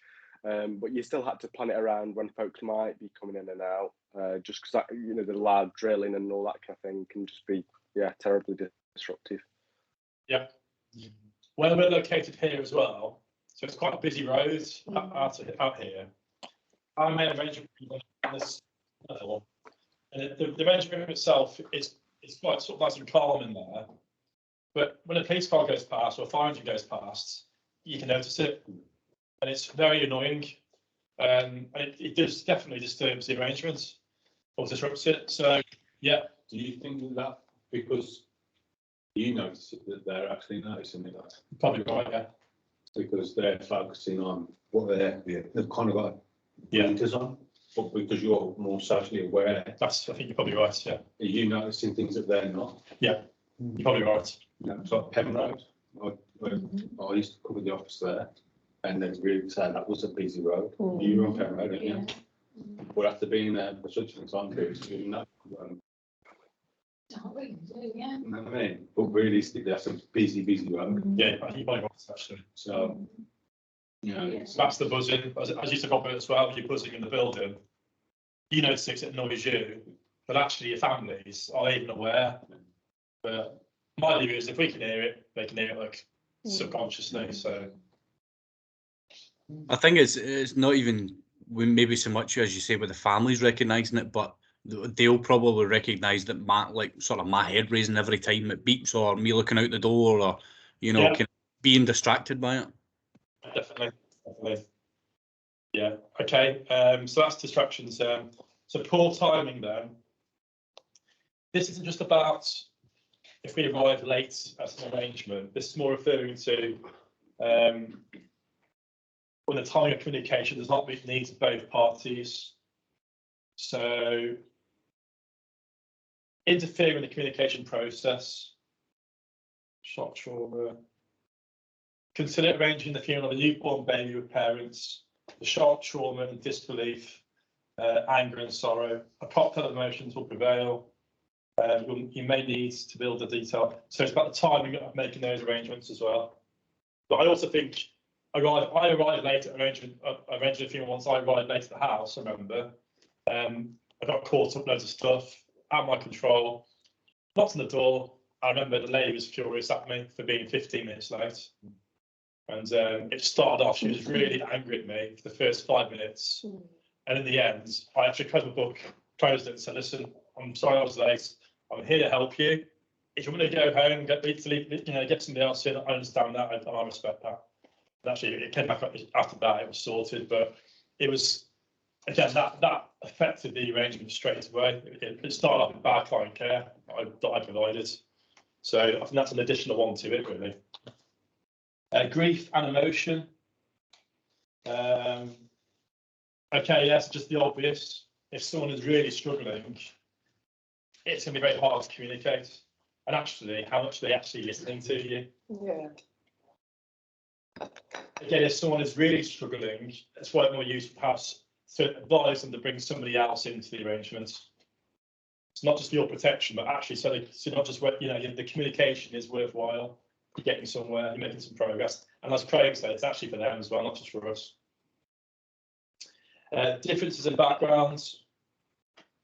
So different cultural beliefs, mental or physical disabilities, but cultural beliefs is a big one as well. Us having an understanding about how other cultures work. If we get something wrong straight away with a culture, if we do something which causes offence, straight away, back to me being late, you're starting in a bad place, really. And finally, prejudice. So that's what we discussed in one of the previous sessions about the 9 characteristics we need to show respect to.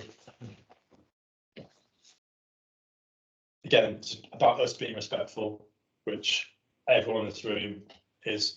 It's about making sure that we don't it's about assumptions again, though, isn't it, really? not saying something that we didn't mean that by in an offensive way, but actually us saying something one way might be perceived in another. So we have to be more careful, just sensitive all the time in what we're saying and how we're saying it, because you can offend people so easily. Okay, so that is barriers to effective communication. Any other questions at all on that? The key thing is creating that environment to arrange a funeral. Again, before we go on to this as well, I went to do a removal for a young lady, and I got to the house, and there was probably 25 people there at the house about 5 o'clock on a Sunday morning, and it was chaos there. But they're all there for the support of the family. Good. But I thought, I'd been in that position myself personally, lost my own mum. I know how it feels. And my first action is, right, where's the family? Who's the immediate family? So the environment that when I walk in is busy, it's cloudy. Well, I know there's a husband, I know there's a son, I know there's a daughter, 12 and 14. So I want to get them. So I found out who's who. And I said, is there a room where we could talk, just the 4 of us? So I went to the conservatory, spoke to them, instilled that calmness. I created the environment in that situation to suit the needs of the family. So it's about creating that environment. And even if you're in your own space, how you do it here and how you do it out on the road as well. So again, having the ability to say to them, is it possible we can turn off the TV just for half an hour or put it on mute? But doing it in a way where you won't cause offence. And actually, if they need to watch the Formula 1, because it's that important to them, rather than their mum's arrangements, we'll come back in an hour's time to do it then. It's having that ability to be adaptable in your approach. Hopefully, that will happen. Robert? Sorry, John, I don't know, did you change your screen there? Like the slide, because theirs is still on the barriers to effective communication. Okay, you're just not catching up, it isn't. What I'll do, I'm going to close your screen down. I'll just talk you through it. Yeah, that's fine. It's just it doesn't seem to be changing here when you're changing it on your big screen. That's fine. You'll just see now the classroom now rather than the PowerPoints. But now the PowerPoints really, there's less information now on the PowerPoints. So I'll just talk through it again. So learn how to come through. Learn how to ensure effective and timely communication takes place. It's got verbal communication and active listening. So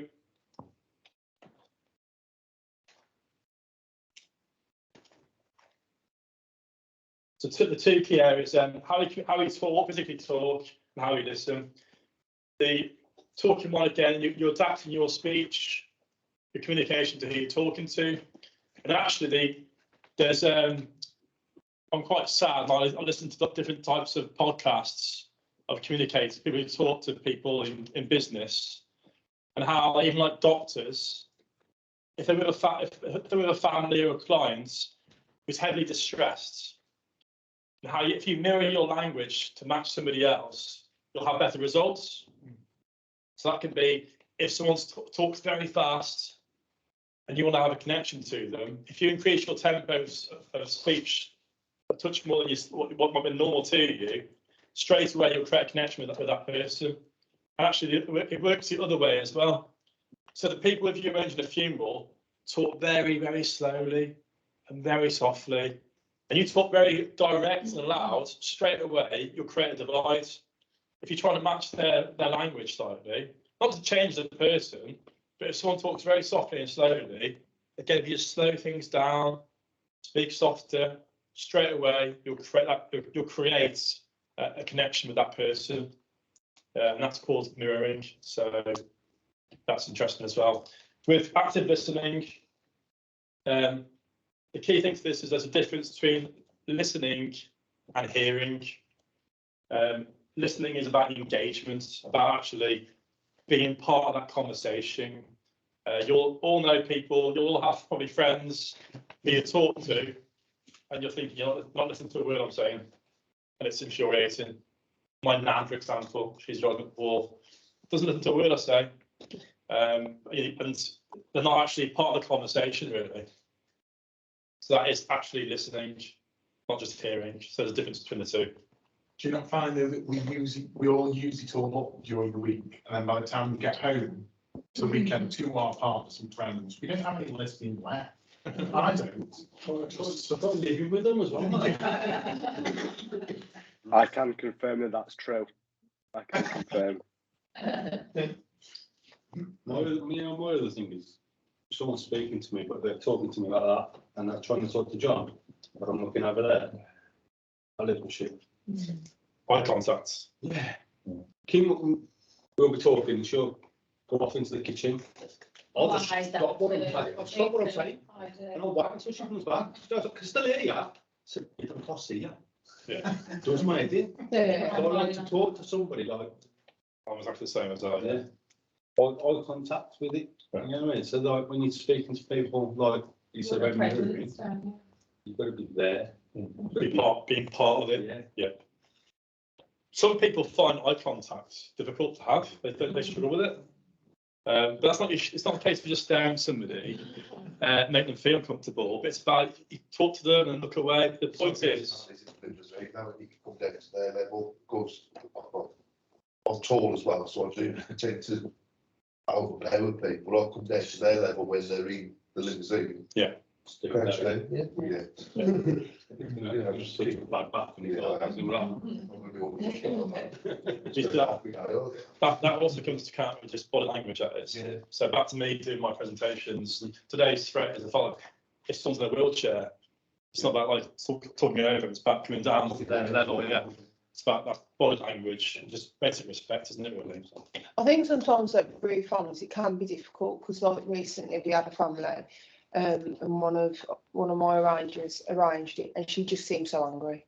She seemed so angry, and like my arranger, she didn't quite know how to deal with it or what to do. She's like, "Oh God," and all through the arrangement, she seemed so angry. However, at the end, after the funeral, like I was personally gone, and she couldn't be more thankful. Yeah. And she was just like, "Oh, and she seemed so chill." But I just think it's because she was bereaved, and anger is one of the stages of it. Yeah. So like, don't like change the way that you are arranging or how you are normally with a person, because be you. It's just how she is. Don't take it to the heart that she's angry with you personally. Don't take it personally. It's a good point. It's a very good point. Yeah. Yeah. Yeah. It's stuff about like slowing speech down. It's not about changing as a person. It's just simple techniques. Yeah. Someone's hard of hearing, speak a bit louder, a bit clearer. But yeah, you're right there. Don't change your sort of your personal qualities, really. Yeah. Robert. Yeah, just I don't know if anybody's had to arrange with a Scotsman, or all our Scottish colleagues here will understand this. Scottish people kind of come across as quite aggressive just in the way we generally speak to people. But just in and around, especially around Glasgow and around this kind of area, the dialects and the way people speak varies dramatically. So where I live is very kind of slang and very aggressive, but where I work is very kind of more upmarket and very well spoken, and so a lot of times it's not even just to do with how you approach people, it's how you need to go up and down to their levels and the way they speak, the way they are. And you need to understand that although they might be coming across very aggressively, it's just the way they are. It's just their nature. But being adaptable is a key thing, isn't it? Yeah, absolutely. You need to be, as we always say, if you know these areas. So I need to be able to go and arrange a funeral for a family in Easterhouse, but I also need to go and arrange for a family in Pollokshaws.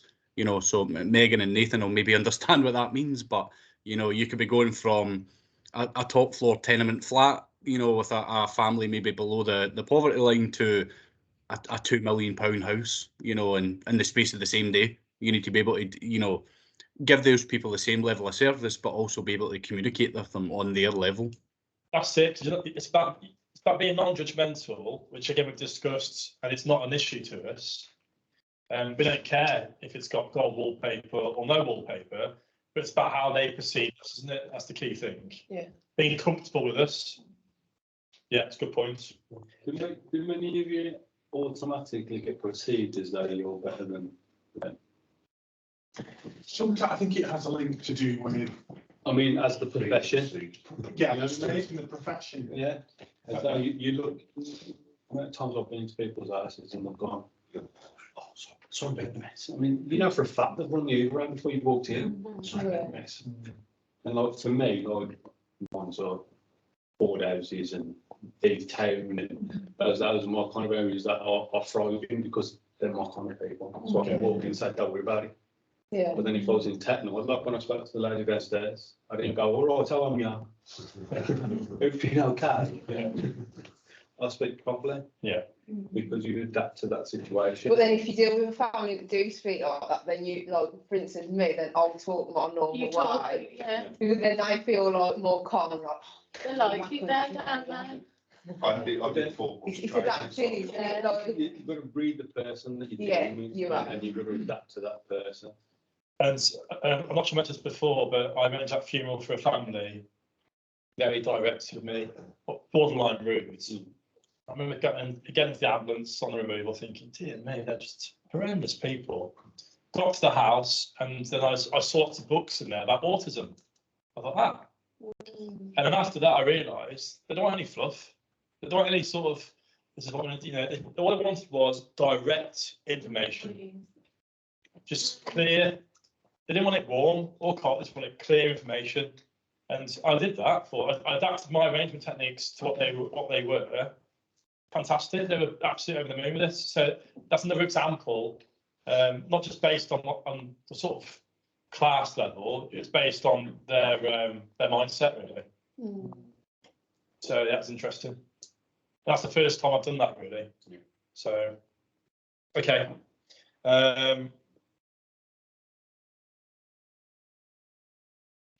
Another key thing it says in here as well is just to confirm with the clients that they understand what your message is, really, to go over it. Are you happy with what I said?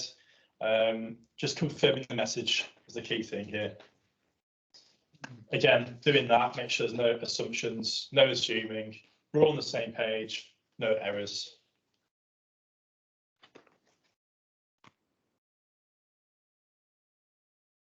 Okay, look at outcome 3.1. Know how to ensure virtual guys, and that's learn outcome 3.1. Just so you're all happy there. There's only bullet points on here, which is in your book anyway, so you're not missing much. Well, nothing at all. It's all there in the book. So know how to ensure effective and timely communication takes place. So different titles there, and a bit of detail below that. So non-verbal communication, body language, we discussed that, the importance of that, making people feel at ease with you, being open with body language, crossed arms, not too crouched down, not too head far back, being that arrogant stance. It's about making people feel at ease and in comfort with you.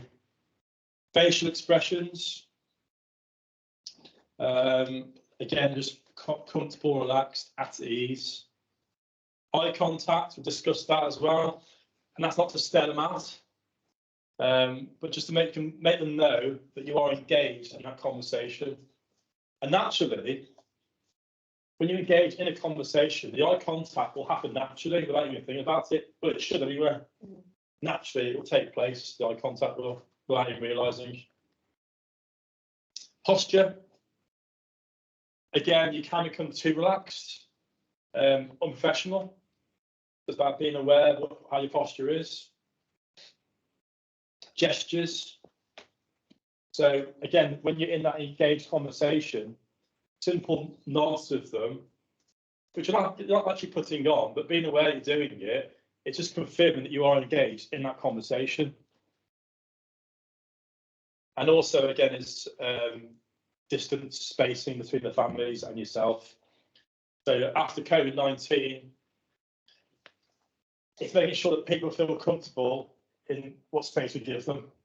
So firstly, yourselves, are you comfortable being any closer to people? If not, then that's fine. You are there to take care of people, but also make sure you're safe. But also, again, back to the environment, the distractions. Make sure your environment allows you to have a safe space from people and space, a safe space for people from you. And as Jodie mentioned before as well, with doors opened, it's like the environment again. So that is Learner Outcome 3.1. Any questions? I think the other one as well is, in one of, around arrangement rooms, like now there's a big sofa, isn't it? The one family were, no, come sit in the middle with us. And some around us will think, oh my God, no. Yeah. Are you going to offend them by saying, well, no, I'd rather sit over here? Yeah. It's the way you explain it. If you can't do with it, then yes, it's in the middle of them. But it's tricky. Yeah. It's tricky. What I do now, that question comes to me at our other funeral home. I did a day, two ladies, and I said to them, actually, I'm just going to have a hard chair because otherwise I get too comfortable on the sofa. So that's my way of sort of. Yeah. It's actually true as well. It is too comfortable for us to sink into it. It's hard to write. Okay. Any questions at all though about communication with body language, gestures? Any queries? Any examples at all? One thing that I just want to say, I think confidence is key. When you're with a family, if you're confident and you explain everything and they can see that confidence in you, they are then confident that you're going to look after the funeral correctly. I think there's nothing worse than when, and I know everyone, you're always learning, but if someone isn't a confident person and is very sort of timid in a way, then the family are going to think, well, are they even going to be capable of carrying out these arrangements or conducting the funeral, etc. So I think confidence is key. Well, it's like, if I say this, Mitch, for you last week, I was speaking on your behalf, if I don't mind this. Mitch had a funeral last week, a week before, and the minister didn't turn up. So no minister at the funeral. He's on his way to the funeral, and he gets a call that says no minister. So what does he do? Is a question. Crap himself. No, what he did. Do the service. The family called to say what should we do, and Mitch says I'll take the service. Obviously he doesn't want to take the service.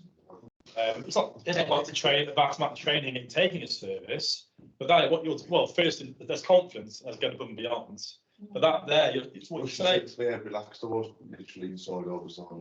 That is the extreme example when we conduct a funeral service. If things crop up and we think, oh my lord, there's traffic, you can't have a meltdown, start screaming at people outside. But you say you have to instill confidence. Otherwise, nosedive. We've got a lad who hasn't been with us sat on the gyms at the minute, and he's a bit nervous when he's driving with him over the earth. As soon as he sees a bit of traffic, he tries to divert. And like when he's with me, I'll just sit there and he's like, I can't believe how calm you are. So, what do you do? Everybody else is going to divert, see the traffic, so you're going to get more stuck in traffic. So I'll sit in this traffic and we'll get there when we get there. Yeah. He's an absolute nervous wreck. You look, it's one of them, you look and you go, it's the last thing you want. Pretty lovely. That's the thing, there's no point panicking too much because the traffic won't go away, will it? It is what it is. Panicking for no reason. Yeah. You're going to solve the problem. Robert, hands up. Yeah, sorry, just two things on that. When ministers not showing up, you'd be amazed at how many times that happens. So I've had that on a few occasions. So what we eventually started doing was I created excuse me, an emergency right of committal sheets, with kind of basic committal details on it that'll be in every single hearse just in case of emergency.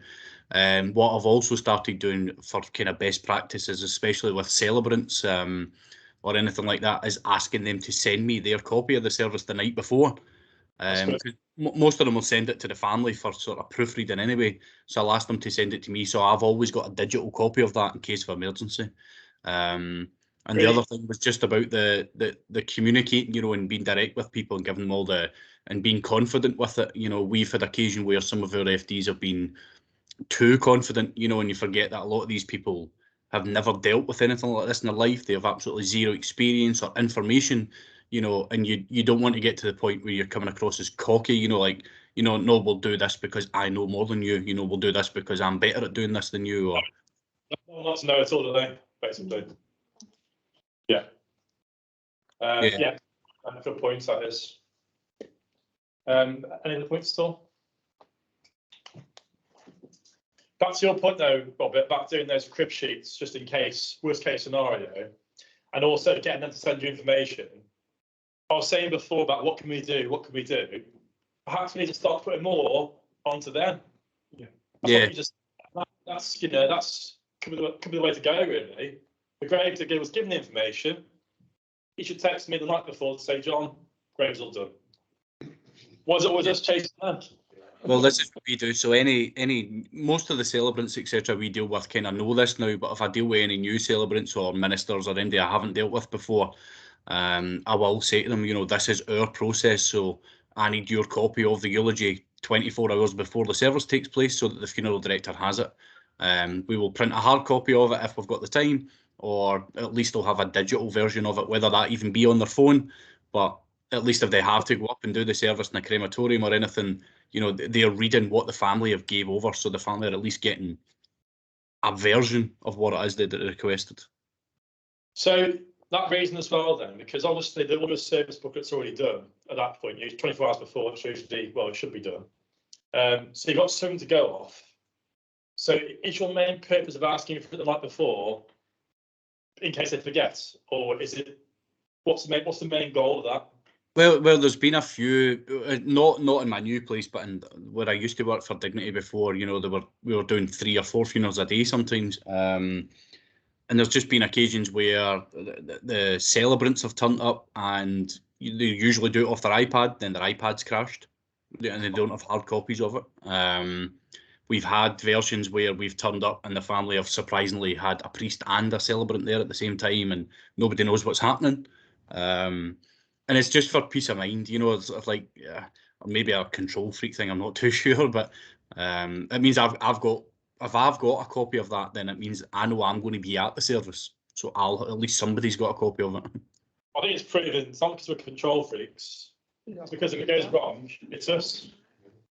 Well, that's the thing, you know, if the minister, if the celebrant turns up and his iPad doesn't work, or he doesn't turn up or anything like that, you know, although you may go, well, that's their problem, but as you've just pointed out there, we get the dairy for everything. Whether it's a third party goes wrong, no matter what, we're the face of that funeral.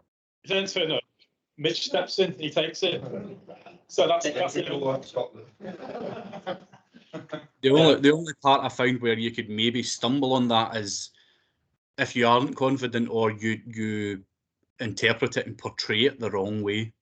You know, maybe it's been written or typed up in a certain style, or, you know, points have been meant to go across softer where you've meant, you know, it can be difficult.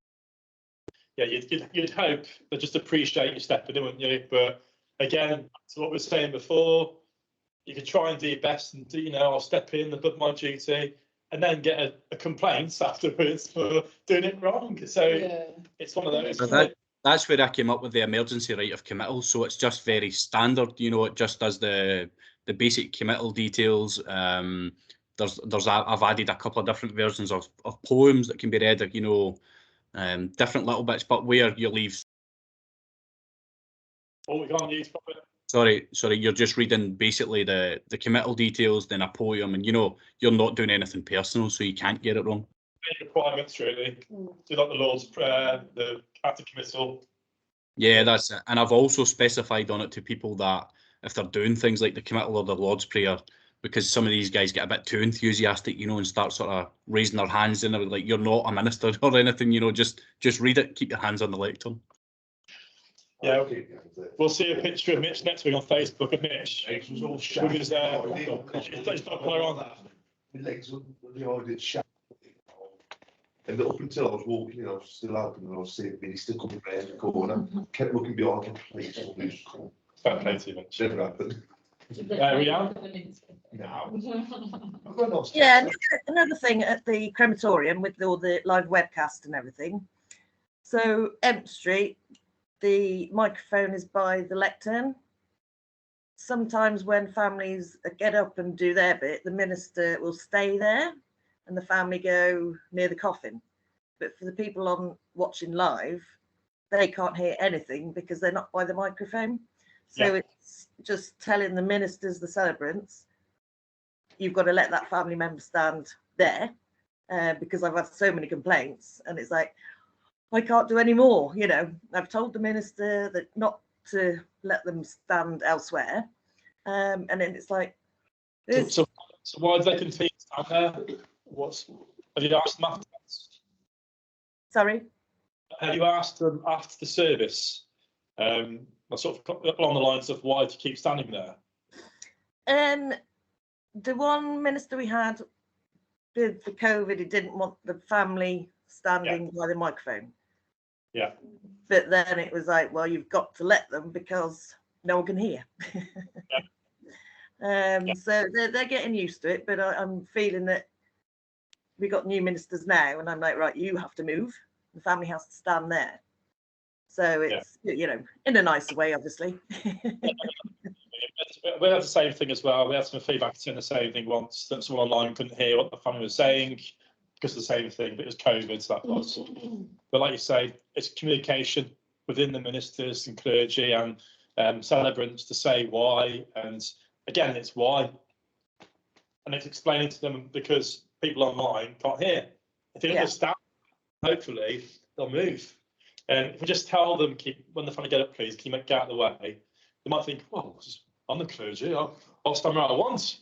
So it's back, again, it's back to right from the start, is why. So tell them why. Shout at them. We don't need them again. And good luck. Okay. So we're all happy with that from 3.1. Activity 3 then. Rhiannon, is your hand still up, Rhiannon? Is that an old hand? Yeah. Jazz hands, old hands, sorry. Yeah, cool. Okay, so activity 3.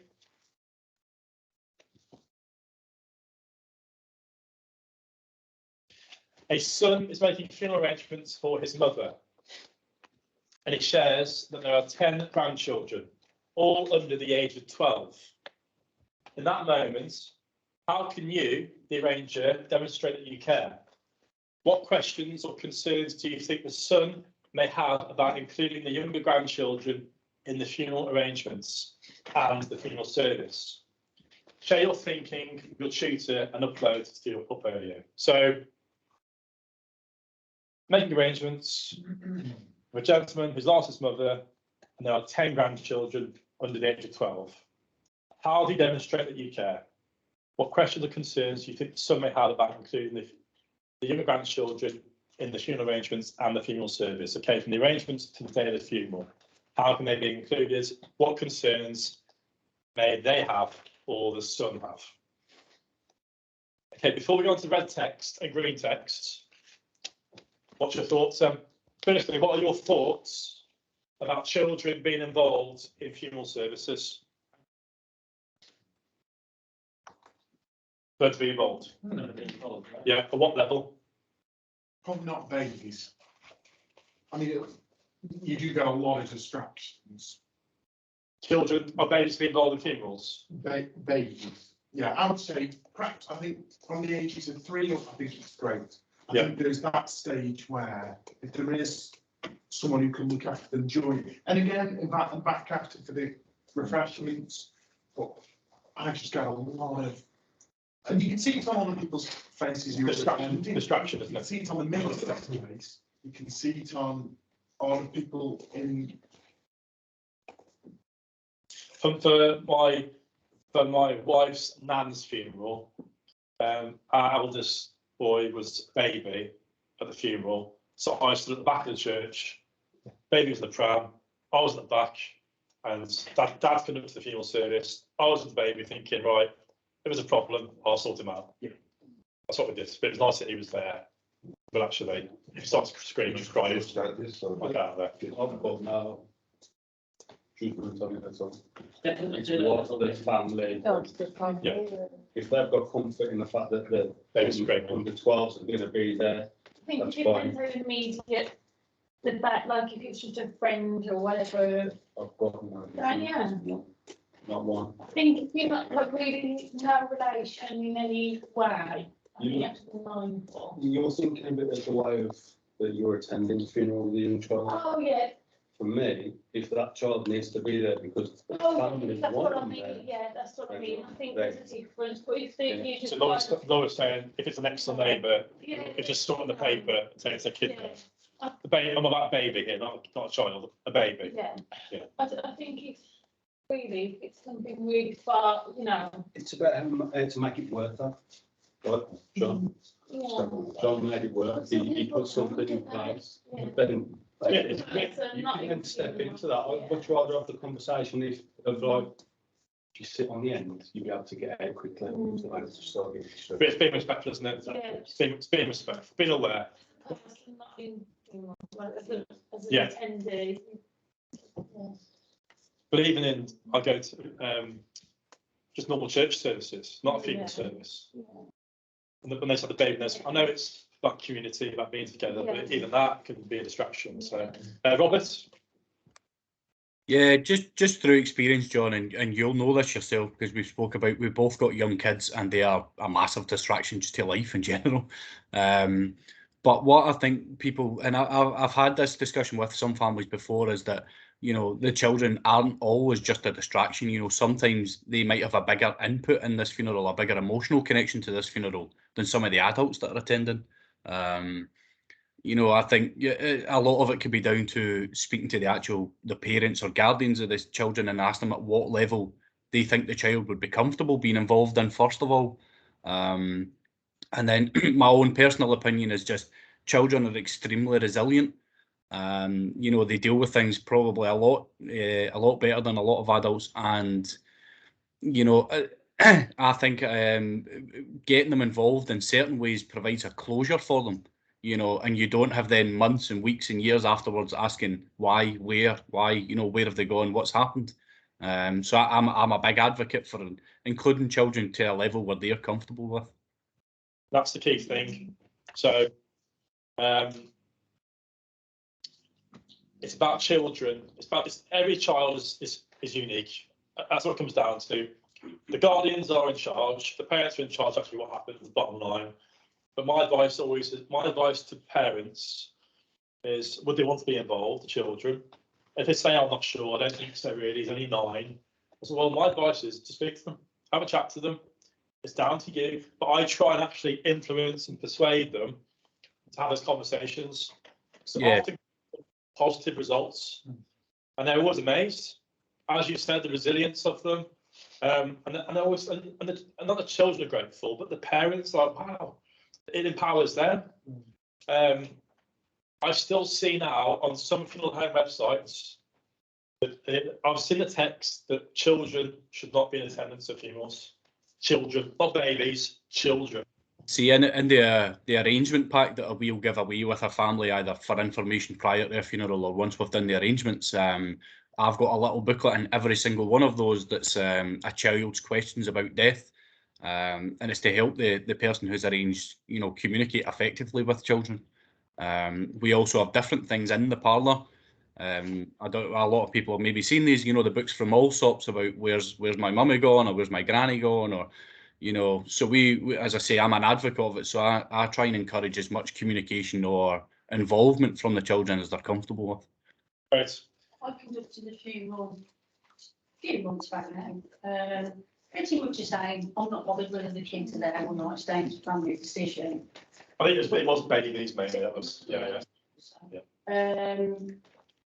But on the pre-call, because I know there was going to be the 2 granddaughters, one was 10, one was 6.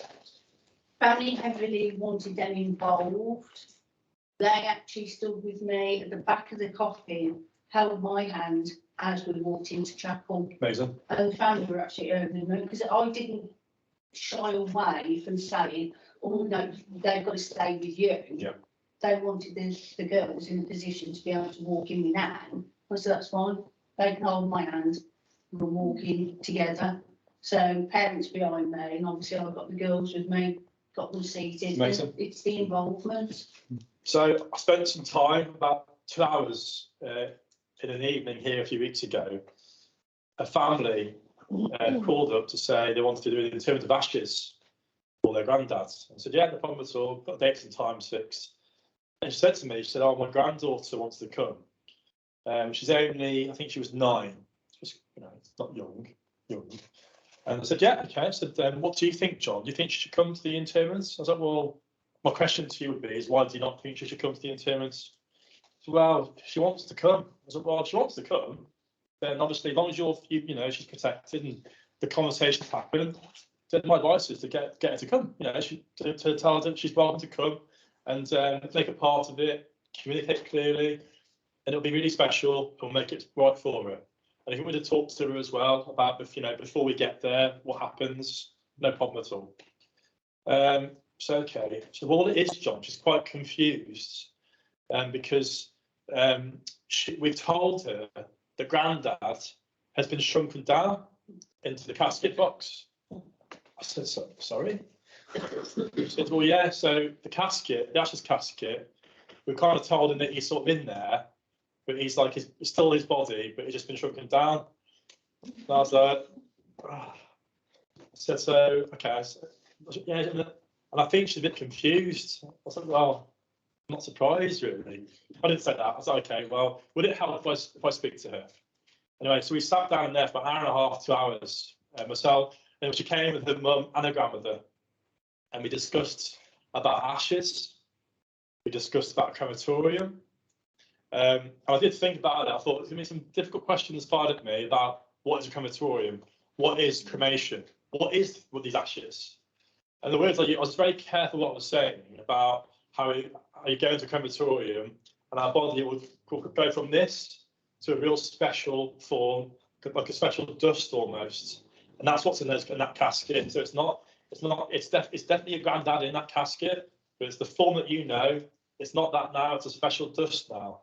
And, oh, okay. And she was so straightforward, matter of fact, and it was very clear for her.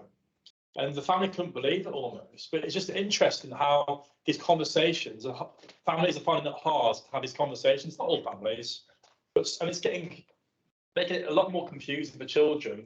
Imagine if she hadn't been told that information I told her, hadn't gone to the interment of ashes because it was too difficult for the family. That young lady, in probably 15 years' time, would still be probably quite bitter and confused still about the whole situation. Obviously, she would learn, but it can be like a level of resentment towards your own family, because we see it now, don't we? We all see it. People that weren't able to go to the funeral when they're young. And that resilience, the word that was said right at the start of this, I think they do. I think it's better than us. Youngsters. One last thing for your activity is chapel arrest visits. You could suggest to the younger people to go into the chapel arrest with the coffin lid on, just so they can see the coffin, touch the coffin. So on the day of the funeral, or if they're going to go to the funeral, they see it beforehand. If they're not going to go to the funeral, at least they've understood, they see it. There's some closure for them, Yeah. and acceptance and understanding what's actually happening. Yeah, we get them to do write a note or do a picture or and leave it with them. Yeah. Not necessarily in the coffin, that's on top of the coffin. When they leave, they know that's with Nan, Mom, or whatever. Lovely. So the thing with the soldiers for them. That's another involvement for them. Yeah. Let them actually attend it. Other ways to get them connected in the service. So if the family are very guarded about them coming to the funeral, going to see the coffin, as Craig said, other methods to get them, to pull them in a safe manner so they're involved and they get some of the stuff from inside off their chests. Robert, yeah? Yeah, just something else I created for when we have kids coming into the parlour, or for parents that maybe don't want them in for the viewing but have no choice but to bring them anyway, as we have generic things, we have colouring books, pencils, things like that in the cupboard. So what I made was inspired by a kind of Christmas post box type thing. So we have a little post box thing that's getting created just now that's a letters to heaven post box. So if the parents are in viewing, the kids can be in the arrangement room and colouring in pictures Then we encourage them to put them in the little letters to heaven post box, you know, and say, you know, when granny or granddad or whoever, you know, if you put them in this box, then they'll get them, you know, and it kind of keeps them involved in a little bit and makes them feel that wee bit extra special. Good. It's good. It's involving them again. It's good. Okay, so before we go on to the red text, any other points at all? Any other suggestions for this? I mentioned one last thing. For burials before, I've had a young person in the middle of the coffin for carrying, so there's no weight for them. So just physically involved, they feel part of it. It's nice. And even lowering the coffin. So it might be a bit severe, but actually it can be really special. It's how you see it, really. Again, if they let go at any point, it's fine. Nothing's going to happen. But they can actually be physically part of that letting go process. So another option for them. A quick one as well, just to let you know, I might actually speak to some of you for some help and guidance. I'm actually discussing at the moment with MPs in South Shropshire for Shropshire to be the pilot scheme for the UK for child awareness and bereavement to be added into the national curriculum. I'm getting quite close to it now. That's good. So, but what I'm doing at the moment, for the Cabinet Office, they're asking for evidence of how children who have suffered a loss have experienced it. The loss of my own mother, my dad wrote to the school to tell them, and like 4 months later, they still weren't aware my mum died. And I don't think a lot of this stuff, there are improvements, but some schools that are proactive still aren't getting a good level of service. And again, back to all this conversation, just how we handle death. It's not discussing types of coffee when you're 10. It's not just about awareness about what when someone dies. Society is so scared of it still. Over the last 18 months, though, is now the opportunity there to actually be a bit more aware of it, not be so scared of it. John, would that be, are you proposing that to be part of the curriculum as in taught by the teachers or as in somebody external doing it? So that's one of the first questions I was asked, and my proposal is that they get a third party in.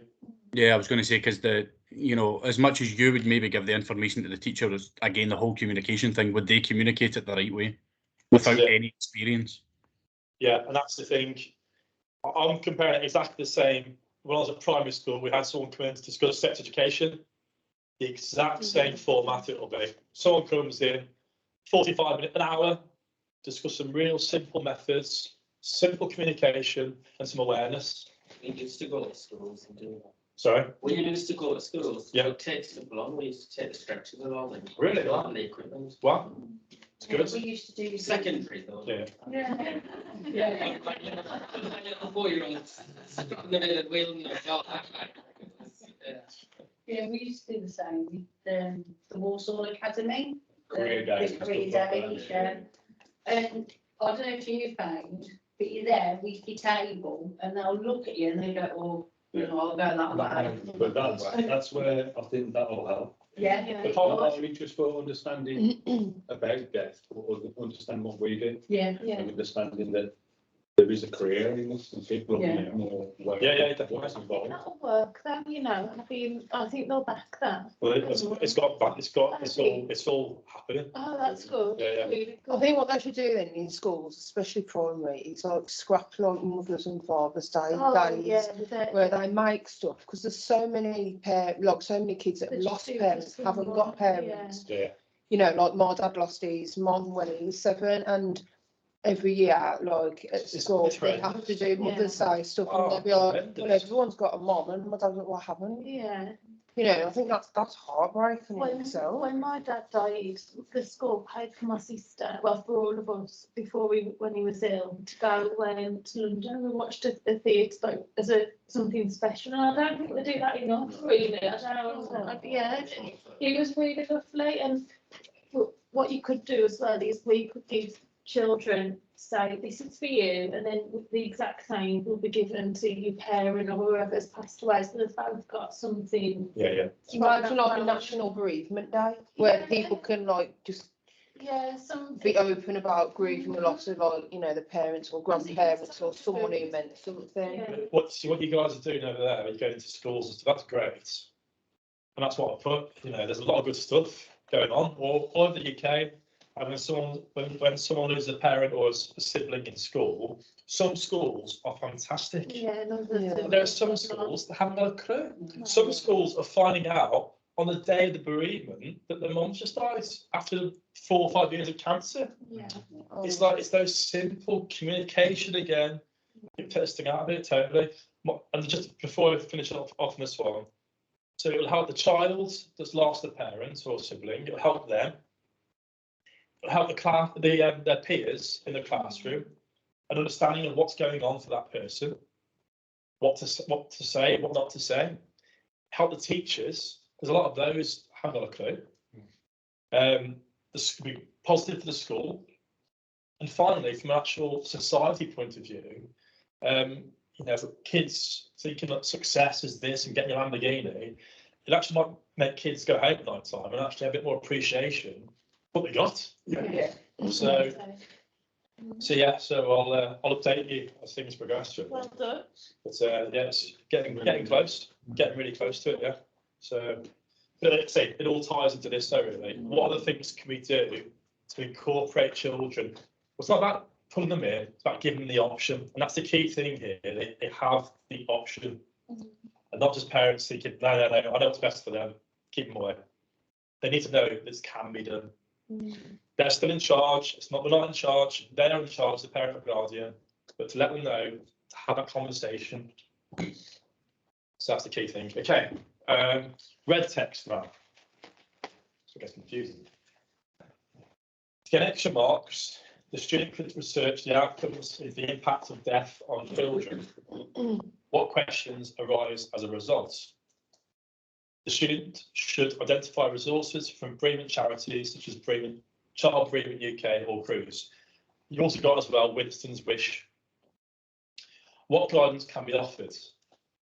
Identify what provision is made in schools to support child bereavement, if any. Publish case studies. Extract best practice. Once the student has gathered additional information from their research and considered their own experience, they should prepare their answer. How will their level of service and communication impact on the child? Are there considerations that business need to be aware of on the day of the funeral, for example, as Kay mentioned? The more preparation you put into it for a child, the better the result for them.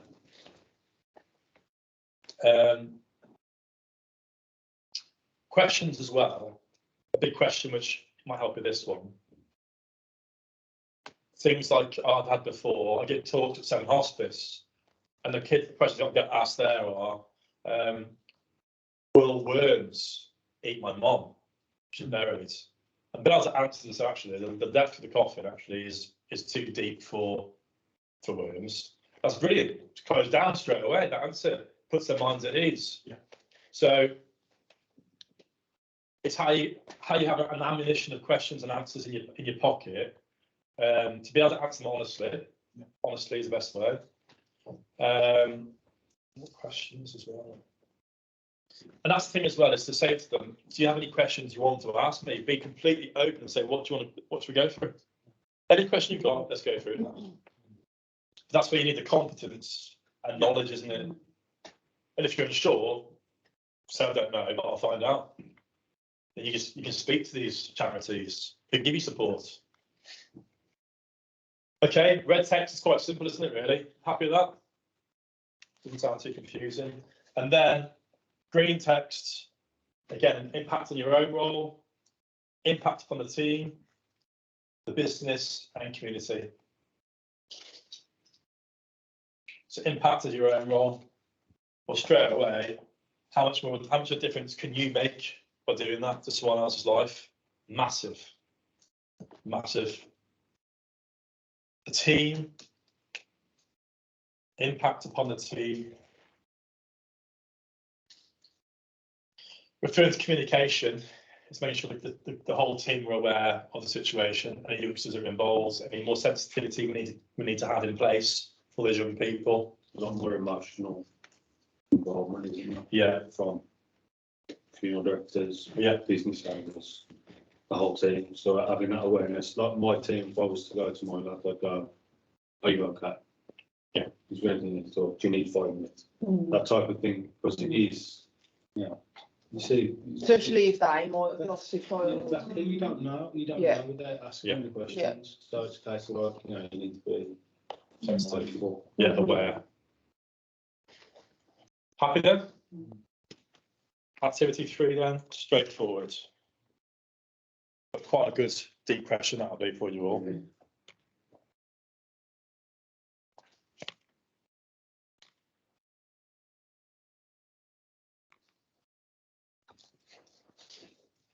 Then outcome 4, in mind for the time as well.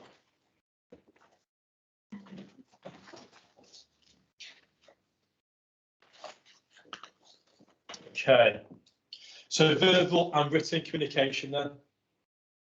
So why written communication works when confirming. So I'll just discuss this then. We have a conversation with the family and we always confirm those details in writing. It can be an email or letter. The point is you're confirming it in a written statement, what's happening. You're doing that to everyone, it's clear communication, everyone knows what's happening.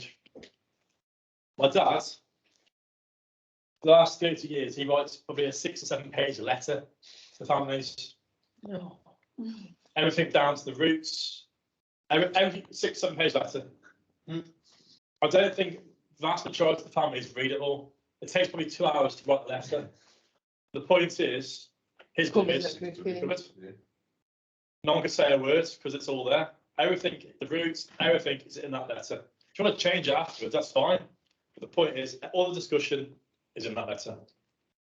I don't think I've ever seen anything so extreme, but the detail is all there.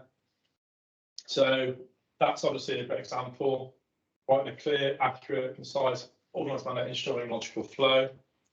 Use language that will be understood by the reader. Avoid slang words. So again, how you refer to cremains, cremated remains, ashes, crems, green forms. To avoid that. Abbreviations again. So just be careful at language using. Language we're used to, but the clients have got a clue. Ensure use of the correct spelling. Again, getting spelling errors in your confirmation letter, as Jodie says, that confidence in that company starts to fall. They spelled the name wrong. The name of the crematorium spelled wrong straight away. It's like, well, who are these guys? So you are again. It's about messaging about your company straight away. It reflects you. Good grammar, yeah. Clear sentences, clear and short. Proofread carefully. Do not rely on spell check on your PC. Tap it on mobile device. Arrangements set the expectation. Okay. So yeah, so the written's all there. In the arrangement, it's just stated there as well. But about mentioned before about expectations. Be very careful about what you set in your expectations. The key thing is though, is that you set expectations, because otherwise, again, people start to assume, and then things fester and things go wrong. So if you're saying to do something, make sure you do it by that point. Otherwise, confidence in you starts to fall again. If you stick to those expectations throughout, communication is clear, service is the highest level. It's fairly straightforward stuff, isn't it, really? Okay. Any questions at all regarding written and verbal communication?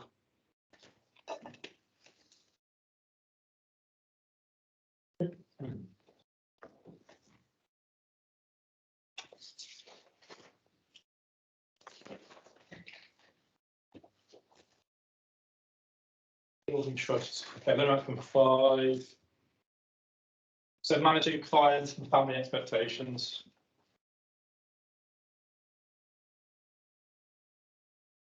So again, I've just stated really about building that trust. Clear the communication, and again, going above and beyond your duty, calling the family to say, just calling through to let you know your mother's now back from the hospital. things that they're probably not expecting those phone calls, but doing those phone calls is even better service. What else can you do along the way, along that journey, the client journey from start to the finish? What additional phone calls or communication levels can you put in there to improve the client journey? Rihanna? I know, because I'm very small, I've only got room for 3 deceased. At the minute, I've got 6 in. Yay! So 3 of those are another funeral directors. I had to take one over there the other day, so I phoned the family and said, Mum's going to be at so-and-so for the weekend. You know, explained why and whatever. And they're like, no worries. She always likes Shrewsbury, you know, blah, blah, blah. But it's just letting them know where they are. Yes, and I do that with all of them. So yeah, that's what I do. Yeah, it's good. So again, you're giving communication, and sometimes you're giving communication with information that you don't want to give. So ideally, those deceased are with you. It's a lot easier to have that conversation than to say, actually, they're not with this, over at Shrewsbury. But it's important you have the communication. Yeah.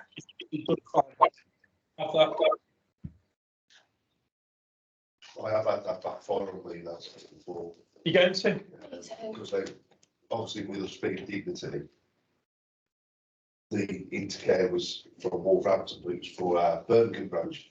So when I said to the family, your loved one's coming back to our Wolverhampton branch for the doctors were still calling it that, baby roof. Yeah. Went now, she must go. And in the end, that's about my manager, and my manager had to speak to her. And that was it, not going back to Wolverhampton. I remember it because it was Christmas Eve, and we had to go all the way to Birmingham. Wow. Because that was what the family wanted. Yeah. I've had it backfire on me a few times. When you backfire on you, you're doing the right thing. That's Yeah, I was. Well, yeah. As I just said, you know, at the end of the day, I'm just trying to obviously be nice about what I was saying. I'm just letting you know where your loved one is going to live. Yeah. Remember that was Chris. What was the John? I always think in those situations, imagine if it's found out later. Yeah, exactly. So not only finding out that you lied to them initially, they're also finding out that the one isn't where the one is meant to be. Yeah. From the start, just put your cards on the table from the start. Have it there. You won't put a bite in the arse. You can sleep well at night time, can't you? So that's good. Any other points about expectation at all, or the client journey at all? One thing I always find is in regards to viewing the loved ones. So, for instance, they could come on a Thursday and say, "Can we come and see Mum again next Thursday?" For instance, I always say, "Yeah, but just bear in mind she may not look how she does now, because we don't know how the deceased can deteriorate. Do you know what I mean? They might look completely different after a weekend." You know, they might lose like colouring, stuff like that. So I always tell the families, you know, always come sooner rather than later, because we never know, we can't control how the deceased go about it. Again, with that, what Jay's doing is there's no sort of coming in next week and then suddenly having a drip about the fact that she's changed colour slightly. You've preempted it, you've got in there, you've set an expectation clearly. That exercise as well, that we did that for activity 1, from the start to the end process. Have a look for your own businesses, which I do frequently, and for our stones as well, about the client journey. Every aspect of any contact that you have with a family, how can you improve it? Not just communication, but other areas as well. Example of this, there's a florist in London, and they looked at their client journey from the start to the end process about how they can improve their business. And they deliver the flowers on the day that the family requests. What they're doing then before that, they would text the family a picture of the flowers being made during that, the day before or the morning of. So here's your flowers being made at the moment. You're having that communication with the family, you're building that rapport, you're building that trust, good client care. Deliver the flowers to the family. The following day, they would then send the family a little card with the flower feeds, saying, people think that I need the flower feed the same day. It's the day afterwards is when you need to put me with the flower feed. So that was the day afterwards I received that. So that's them doing their client journey, every level of what they do when they're involved. how you can improve that. With your headstones, could you take a picture, if you do memorial stones, could you take a picture of the stone being cut, send it to the family? Would that be a good thing? There's lots of things you can do. But it's good to sit down with your team and go through that client journey, every aspect. And the important thing as well is when is your services end? Because everyone has different endpoints. It's not just the day of the funeral. It's your funeral account afterwards, or what do you do with your funeral account? Is it just an invoice, or do you send out a questionnaire with that? Is there a little something else you can put with that? What's below that? Is it a counselling service? How far does it go? So have a look at it. It's interesting to do. Do it on a big piece of paper. Get all your thoughts onto that screen.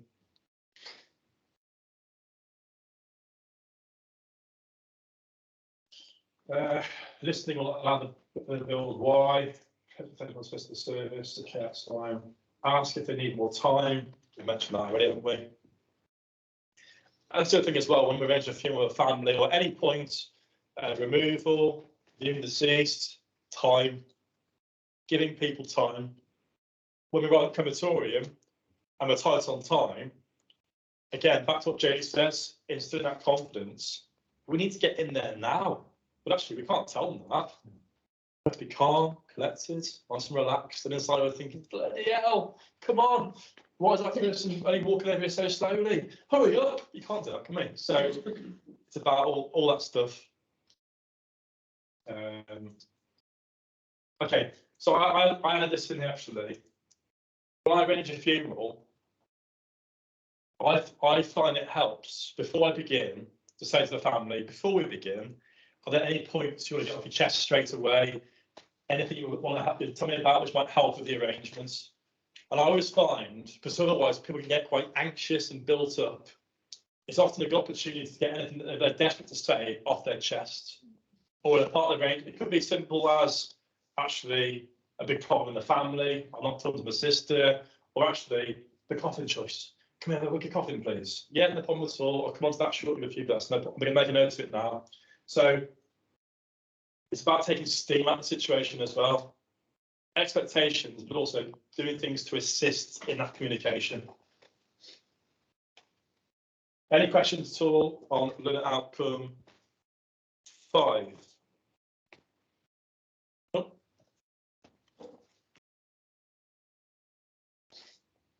Okay, this is an interesting one, analysis. I do enjoy this. Social media within your company. Let's discuss. Where are we all at then?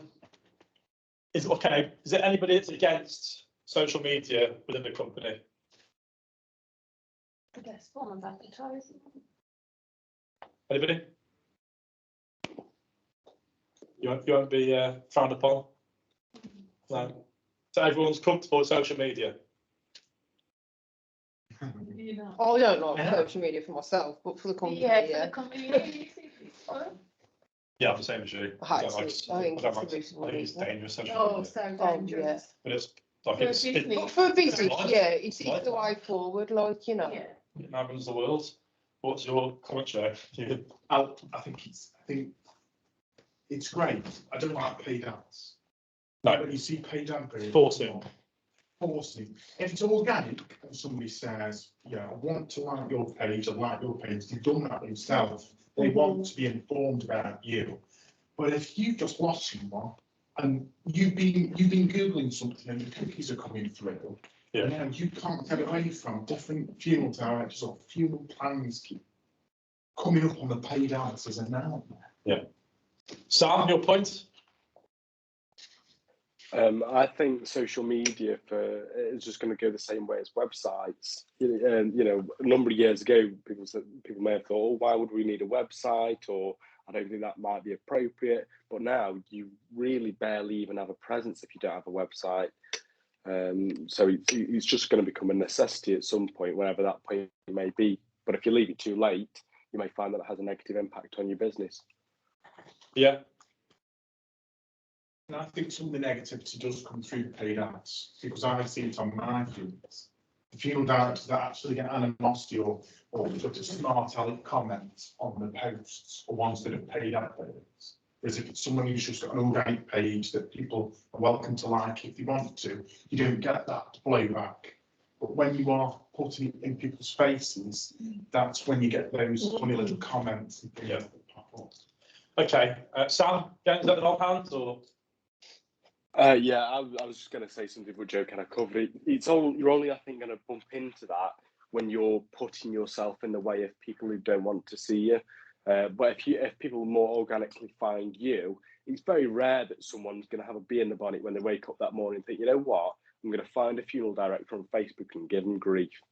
It's more likely that there's actually the only reason that they're going to be giving out any negativity is because you've crossed paths when, you know, they didn't want that to happen.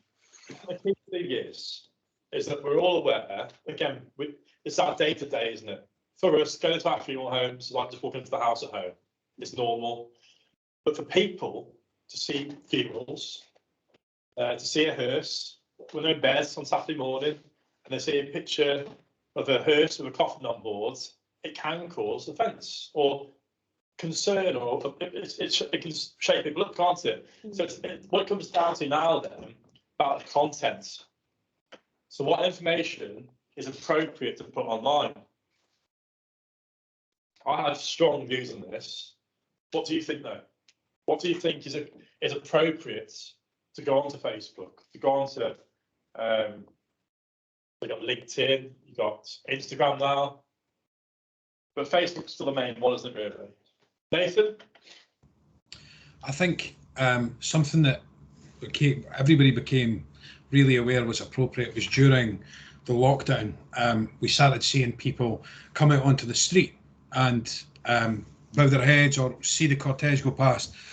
So being able to publish the route and the timings was great, and it really managed to give people an opportunity to engage where funerals were restricted to 6 family members only. So that sort of thing, I think, it really came into its own there. Yeah, definitely. We became a lot closer to our communities, didn't we? Yeah. Yeah. So, my view though, put my cards on the table. I think social media is great for businesses, but I think my view is it's about education and awareness. It's not about selling a product, about selling an item, or selling a hearse, or selling a person. It's about providing education and awareness. There's a company that for some reason on Facebook, I don't know what happened, but anyway, I see his stuff now, and I looked at his video last night he put on Facebook, and it's him walking in front of the hearse by his funeral home, and hearse looks great, polished, really nice. It looks very smart. Funeral home looks nice. My concern is, I don't think a lot of people will see, but my inner thoughts are, it's becoming about the actual conductor and the hearse and the funeral home. And I even watched how the camera was being angled, and on the hearse, as it was going past him, it was concentrating more on the conductor than it was the coffin. Like, who are we doing this for? Who are we doing this for? And that's my. More staged. So is it like staged?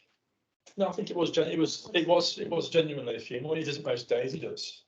What, you post videos of him most days doing that? Yeah. Is he down south? Yeah. I don't go. I won't go. But my only concern is like, what is, again, back to at the start of all this, what is your why? What is your why? That's the key thing. Get your message clear and get behind it, understand the reason why, and it can fly. It can do, and it's actually a positive thing for your community, and genuinely positive, not just for the better of yourself or your company, for people, for the bereaved, for children in schools. Yeah. But yeah, when I saw it last night, I thought I did actually consider just stop following it. I thought actually it's probably worthwhile just keep an eye on this really. Does Cottage removals on too? Yeah. 2 o'clock, you can online to recording this. So with that then, I wouldn't want. so just on that then, I'll just say a bit, I'll expand a bit more on this. I don't want to speak to other people. I don't want to do that. Yeah. It's not my style at all. But this company again will also put on there just on the removal from service to hospital. Our family care for yours, and it's like even like what's it called, like logging in where you are, checks in to the hospital. Oh no, he does not. I just don't think that's right, is it? I don't know. I mean, you want to have a bit of respect, haven't you, for people that have lost their loved But the ones. thing is, the person that they're taking out of that hospital, if he's putting time on it, Yeah. does that family then think, hang on a minute, that was my mum? Oh no. They've checked it on my loved one, you know. Families do, a lot of families do believe that at that point you are dealing with just their family. Yeah. So if you're in the hospital every other day, Do you know they're gonna go, Oh, they obviously know it is a funeral. Yeah. I'm not sure how much longer I can carry on watching it. It's hard to me. No, I'll end up having a word with him. That's what I'll do. I don't know him, but I'll end up having a word with him. He constantly adds other FDs too, so he picks up. That's what it is. Yeah. That's how you got me. Then I've got that person. Yeah. So that's it for me as well. And it just nails the whole group. So if John put a photo of husband now, Yeah. you would be Yeah. on to. I mean, I don't get it. I am. It's a lack of awareness and understanding. I think if I was to tell him about this conversation, I think he'd be really upset. I don't know the guy. I think it comes from a bad place. No, I think he does genuinely care. Yeah, I do. I think he genuinely cares, but I think he's got it a bit wrong. Yeah. But this is the dangers of social media, to make your messaging about You've what got to be very versatile and you've got to make sure you're putting the right things. There's one little thing that you can put that could upset someone. So about 7 years ago, we used to do Macmillan coffee mornings at our head office in Crownleith. And like all the local people would come, like everyone loved it, it raised loads of money. And we do a balloon release. Now this was before it was environmentally friendly. So we posted a picture, you know, everyone with these balloons, loads of kids there, it was a real family thing, like everyone loved it. Positive. And then really positive, yeah. Someone in Australia picked up on the photo.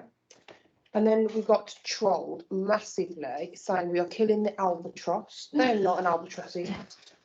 Saying we are the worst people in the world, you know, do we realise the damage that we are causing? You know, we should be shut down, everything, because of a balloon release. But this was before, obviously, you know, it was as bad as it now is. Yeah. But that just shows how, like, the dangers. the danger, like, that one person didn't like that picture and that was it then. Yeah. So the key thing here is you're public for all to see. Yeah. If you're going to do it, get out there. Yeah. There's no coming back. You're out there. It's you know, you need to be bold, you need to be brave, but you need to be clear why you're doing it. That's the key thing here. Positive, negatives, okay. See, I don't know if anyone else is on it. I am, but I like to be nosy. And it's good in some ways, the human forum on Facebook. See, I am all for everyone doing well and getting it right when they're put in. And I'm sorry if anyone does it, but I just don't like it. Need a removal from such and such place to here. If a family could see that. So with that, when it's your funeral director's name on it. So with that, I was in that group. Yeah. I left the group because I left it. Before I left it, I actually spoke to a person on there. They were laughing about they weren't sure if it was the head or the foot of the deceased because of the condition of the body I was just in. don't understand. I know the CEO of the company. Yeah. So I called him up. Good. I said to him, got to sort this out. And he said, the following day, I'm not sure if they were sacked or if they were disciplined. I don't get it. The problem is, it's like, even though these groups are private, let's say started adding all people in. this is the thing. Let's say that the media were part of these groups. Yeah. The point is, why is the care there regardless? One consistent platform tend to be fueled on it. But why do they think that language is appropriate, regardless of who's watching it or not? I don't. That's what I'm saying. Well, someone wrote the other night, I mean, I have got it on there, but it was more so because of COVID that I was just seeing how people done it, and I was just giving that feedback back to our non-existent management at the time. But anyway, I read the other night, someone put, and they're not even in funeral, and they said, oh, I really want to get into it, but I've got bad nerves, I don't know if anyone saw it. They got hammered. I mean, they were just like, well, why would you even want to do that? They all know it all, aren't they? It's just not nice people. I was just reading it thinking, but I just don't like when someone puts the exact destination of the deceased on there to go to another one from that view. I just think I wouldn't want. I want to join it now. I want to join and just go the road on there. It just, honestly, it infuriates me.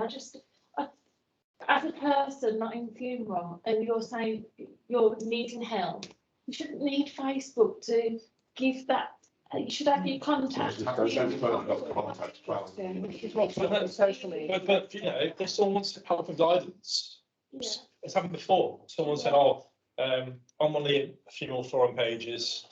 I need qualifications." Yeah. And someone tagged me on there. I said, "Right, go to any FD website. You'll see all the qualifications." Yeah. That's great. Yeah. Serves the purpose. It's done. When everyone starts getting involved and chipping in and sticking in, being negative. And when I was talking, someone grabbed these cremated remains from this place to this. I was reading it thinking, What do you mean, sorry? I say someone would grab the thing. And I was just like, honestly, I can't get it. I really, but you know, I did say, and everyone's got a different opinions on dressing the front of your funeral home. And someone had put a skull on there, like dressed it up with pumpkins and a skeleton and whatever. And I tell you what, if someone else that posted the other funeral director's page, I'm sorry if it's anyone on there either or anyone. I've got a habit of talking without thinking. Nice. There was really slagging this company off for having this display for Halloween, and they got the number on there, the website, they trashed it. My advice would be is, if someone's got a problem with somebody, the details of that person are on there. Yeah. One person.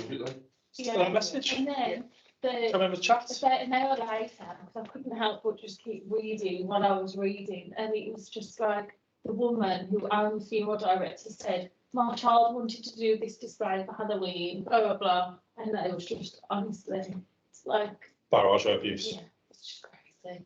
It's not, that isn't a healthy platform, is it? That's not good for you. That's not good for anyone. No, I just like to be fancy. No, it's like, so this is the thing, you know, it is important to keep right what's going on. Yeah. That's why I've come on there. Yeah. Because I don't know, just follow everybody. Yeah, it's just unbelievable. It really is. It's not positive, is it? No. There's no positive gain from any of that at all. No. Okay, let's move on from that. Yeah. I'm going to just say Okay. Okay.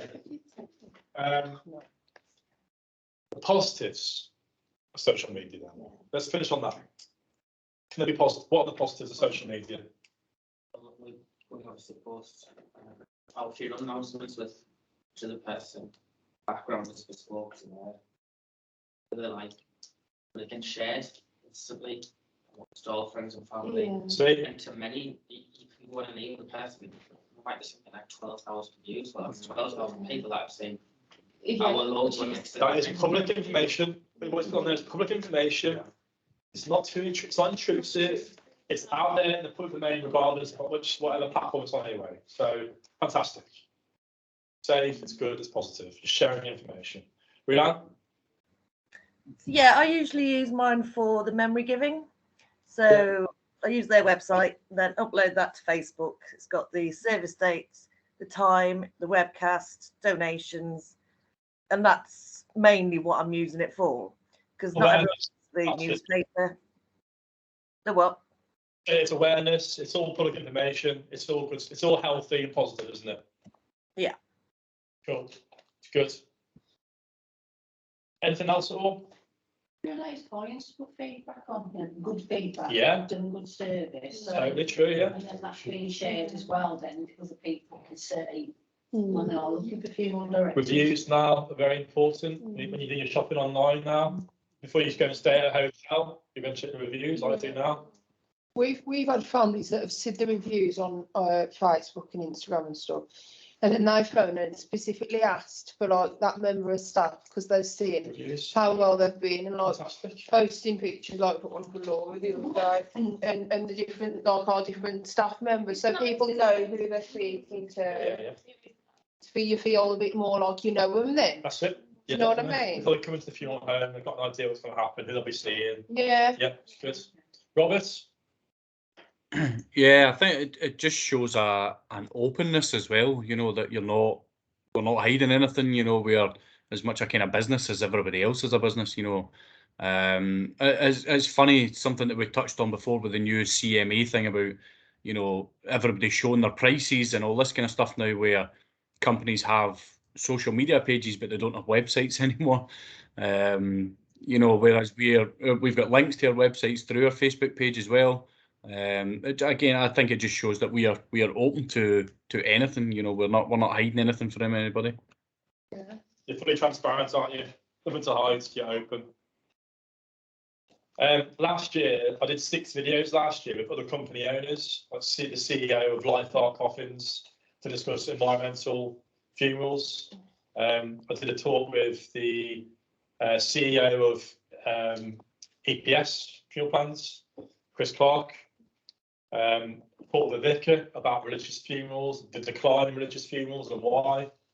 The NAFD CEO, John Ledford, to discuss regulation, licensing, why do we need it, education and funeral directors.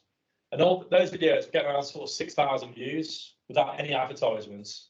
And there was no negative feedback. I was watching it thinking, oh God, here we go. I'll put myself open here. But the whole idea of it was my reason why, education and awareness. The video with the fuel plan company, there was no link to our funeral plans. There was no mention of like, when you buy a plan with us, it was actually aimed at all. I was aiming at my reason why was independent funeral directors. Well, going to your local funeral directors, independent, going to your local funeral directors to get your funeral plan. That was the goal of it. And it's had a good response. But I have to be very clear in what was my why, what was the message. Yeah. Sam? Just going back to what Robert was saying and what you kind of touched on, it's just the more, I think transparency is the best friend of funeral directors, because there is so much of what we do which just isn't, it's just not a lot of people get to see. So the more transparent and more honest and the more you reach out to people to let them know about things, the less is left to the imagination. So the less that, less that people have to count on media, whether it be the news or films or whatever it may be, to learn about your profession. If you can actually say, if you can come from the horse's mouth, I think that's just a hell of a lot better, really. Yeah, imagine again if a family have no previous history at all of calling through to the funeral directors.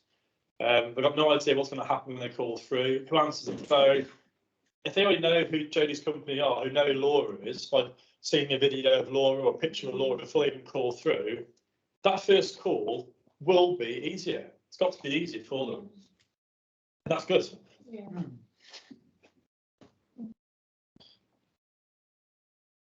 Rich, does Dignity use social media? They have got a social media page, but I don't think it's on used as much as it should be. Well, I think it should be. Yeah. It's only like the odd one or two that you'll see there and again with Dignity. When co-op, you're the same. I mean, I think you have appeared on the social media years ago. Yeah. I was going to say, I think, but it wasn't aimed at the area. It was aimed at like the Charlie Way. And like you'll see they're from like Scotland. Yeah, so we just and they pick and choose who they want. What's the pictures of what? Sorry, pictures of. No, it's not reviews. Just just reviews. So it's nothing area based. So like. It's not local. It's not. Yeah. Yeah. So it didn't really be like relatable. That's like a memorial service. It would be like 100 miles away, not local. That's what I do think is good about social. Building that community. Whereas like Dignity got a good opportunity to have one just for Jennings's, Yeah. just for Gibbs. Certain area. It's got the local name. Yeah. Instead of working on Dignity, because not a lot of people know who Dignity are, but they know who their local. They don't need to know. You know, having the information out there is great about Dignity. Yeah. But what they want to see Is a picture of you Yeah. before they see you in person. That's the whole idea of this. They don't use it as well as they could do. Yeah. And I think it's the fact of they can't ask. Basically, I think. It's time consuming as well, Yeah, though, isn't it? But a That's big the thing. massive company like Dignity could have probably employed someone. Well, there, yeah, of just course, to they employ- could. It's Yeah, something, they did bring that it in. is. I know they did not want to check up on all bus stops. Yeah. They used to check our social media. They used to check what We our weren't allowed to social post media. anything at all. It may not be sort of social media as such, but Dignity are on LinkedIn quite a lot. They post quite a lot of stuff on LinkedIn. LinkedIn is classed as more business to business. Yeah. Yeah. Okay, so we're all happy then. Social media pros and definitely the negatives as well. We covered on. But again, I think. Do you want us to state different pros and cons in the? Yeah, we'll go like through, the module? we'll go on to activity now. But Do you want any proof of like clips of pros and cons of? experiences, examples are always good. Yeah. But obviously, don't mention names. The chat down south again, like so I put about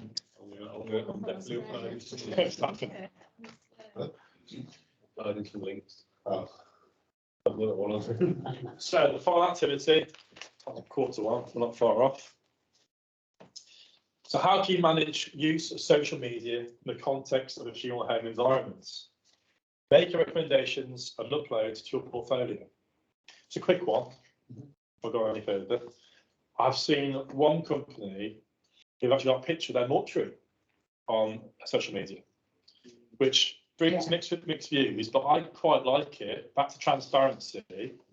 It's a tricky one. Having it out of the domain, our open day where you could see the mortuary is one thing, but actually on the internet, on Google Photographs. I've seen that. I don't know if you. Yeah, it's the same one, yeah. I don't know how I feel about it. It's one of those. It's a tricky one. Yeah. You know, I like the principle of it. Knowing the trade, knowing the lot. Yeah, but then I think some family, it doesn't appeal to all families, does it? So if you're one of them families that don't want to see that sort of thing, you might go going through a pictures, it's like. I know you're on about as well. Yeah. Yeah, you will, yeah. Yeah. But I think what the principle of it is, but transparency, that's what I like. Showing your families. It's a principle, but I haven't done it. So, No.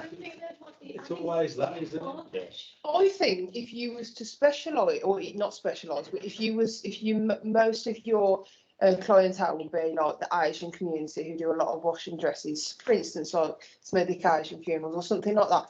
Doing that would be more appropriate because they all do washing Used to it, dresses, yeah. so they're all used to seeing that. But I think for someone who, Quite shielded and like that. yeah, I don't know how I feel. Make it organic, make it so that you can put it on your website under a specific page. under a Yeah. But if specific they wanted to area. go in and look, they could. Yeah, that's good. that's it. That's the one. Instead of pushing it in place. I just think social media should be more relatable to the community rather than. Yeah. Your own products, selling your products. Yeah. Okay, so that is. So how can you manage use of social media in context of funeral home environments? Make recommendations of social media to your funeral home. Okay, simple black text. Red text. The student should identify the range of social media channels. So what is that? And the benefits and disadvantages to using for funeral home purposes, as discussed. What is the reason why? Our friend down south. Yeah. What will the impact be on the team, wider business, client or community? Are there any business protocols in place? So actually, the green text is covered in the red there.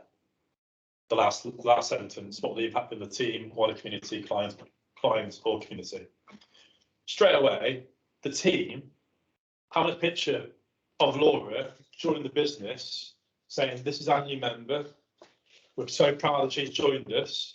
Straight away, that's great for Laura. Yeah. It's great for the business. It's great for everybody involved. It's just positive information. Yeah. It's great. I did write some nice things. I was quite excited to say, like, stand by your phone in case you didn't need to delete anything. That's the one.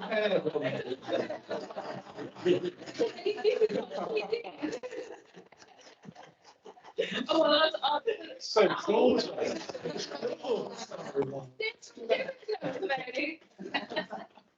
Yeah, we forgot his name.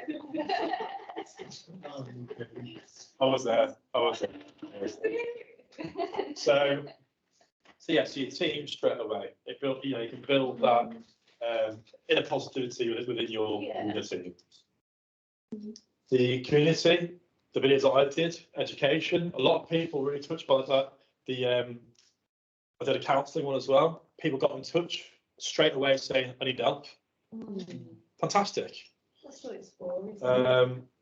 The business, our friend down south, who's basically saying, Is this the same person that's done these videos on COVID? Oh, I've seen that. Oh, saying COVID doesn't it? Yeah. See, I knew. I slightly as Oh well. my God. That's interesting then. That's an interesting one to add into this. This is that guy's in Milton Keynes. Yeah, Is he? different one. I have only heard briefly. Yeah. This gentleman's from Milton Keynes. Our gentleman is from the south. Yeah. So that was, that's interesting as well. So community. He always puts dog emojis on when he's done the removal. Oh, no. Get the dog. It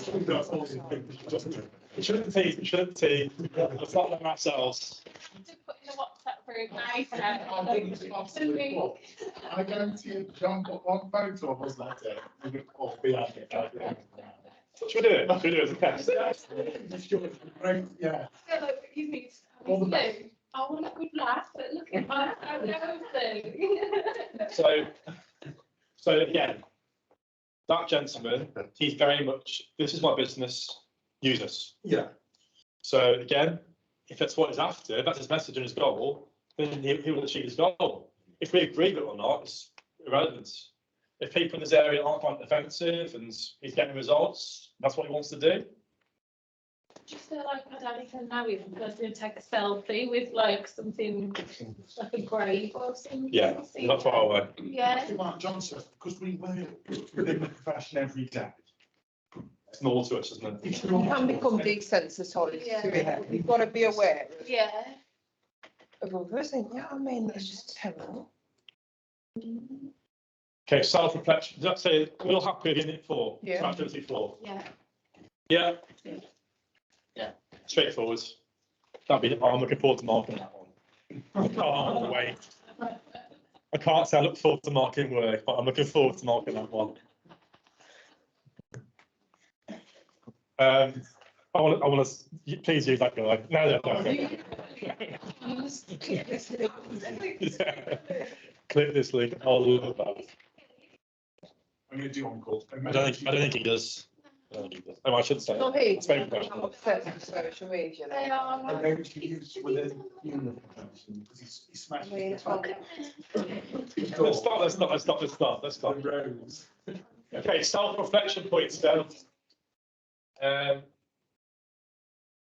So are you confident you're going to approach to keep the client informed? How do we communicate to keep them updated along the way? Do you feel confident in supervising communication with the work colleagues? Okay. So as I said before, who are you talking to? What are you going to say? Why are you saying it as well? Do you feel confident to manage and monitor communication on behalf of your employer? Are you aware of how you are perceived by the other team members? So the language you use, how you talk to them, how does that make them feel? Do they think this guy's an arse, or do they think actually I'll do anything with this person? They treat me with respect. I'll do anything they ask of me. What do you want to be? Yeah. And finally, are there any improvements you could make? Your self-communication and also communication within your team and to your clients. Yeah. I just keep smiling. It's interesting, isn't it? I find it fascinating. That's fine. The tests now are being marked by me, not any FD, so you're getting all those results back as well. But yeah, we'll be getting this in due course. This is going to be an interesting meeting, isn't it? Yeah, it'd be good. So any questions at all? No. Online guys, all happy? Been good fun, yeah? The next session then is 22nd of January. For just module 5 or unit 5 now to be completed during that from now until then. So straightforward. And the next session will be from unit 6 and 7, the next session. So any questions at all, guys, for me? Thank you. Thank you all. We're good fun, isn't it? We're good. Before you go, when you feel it all, get stuck in. So thanks, guys. I'll close the online link down now. Thank you all. Cheers. Take care. Cheers. Cheers.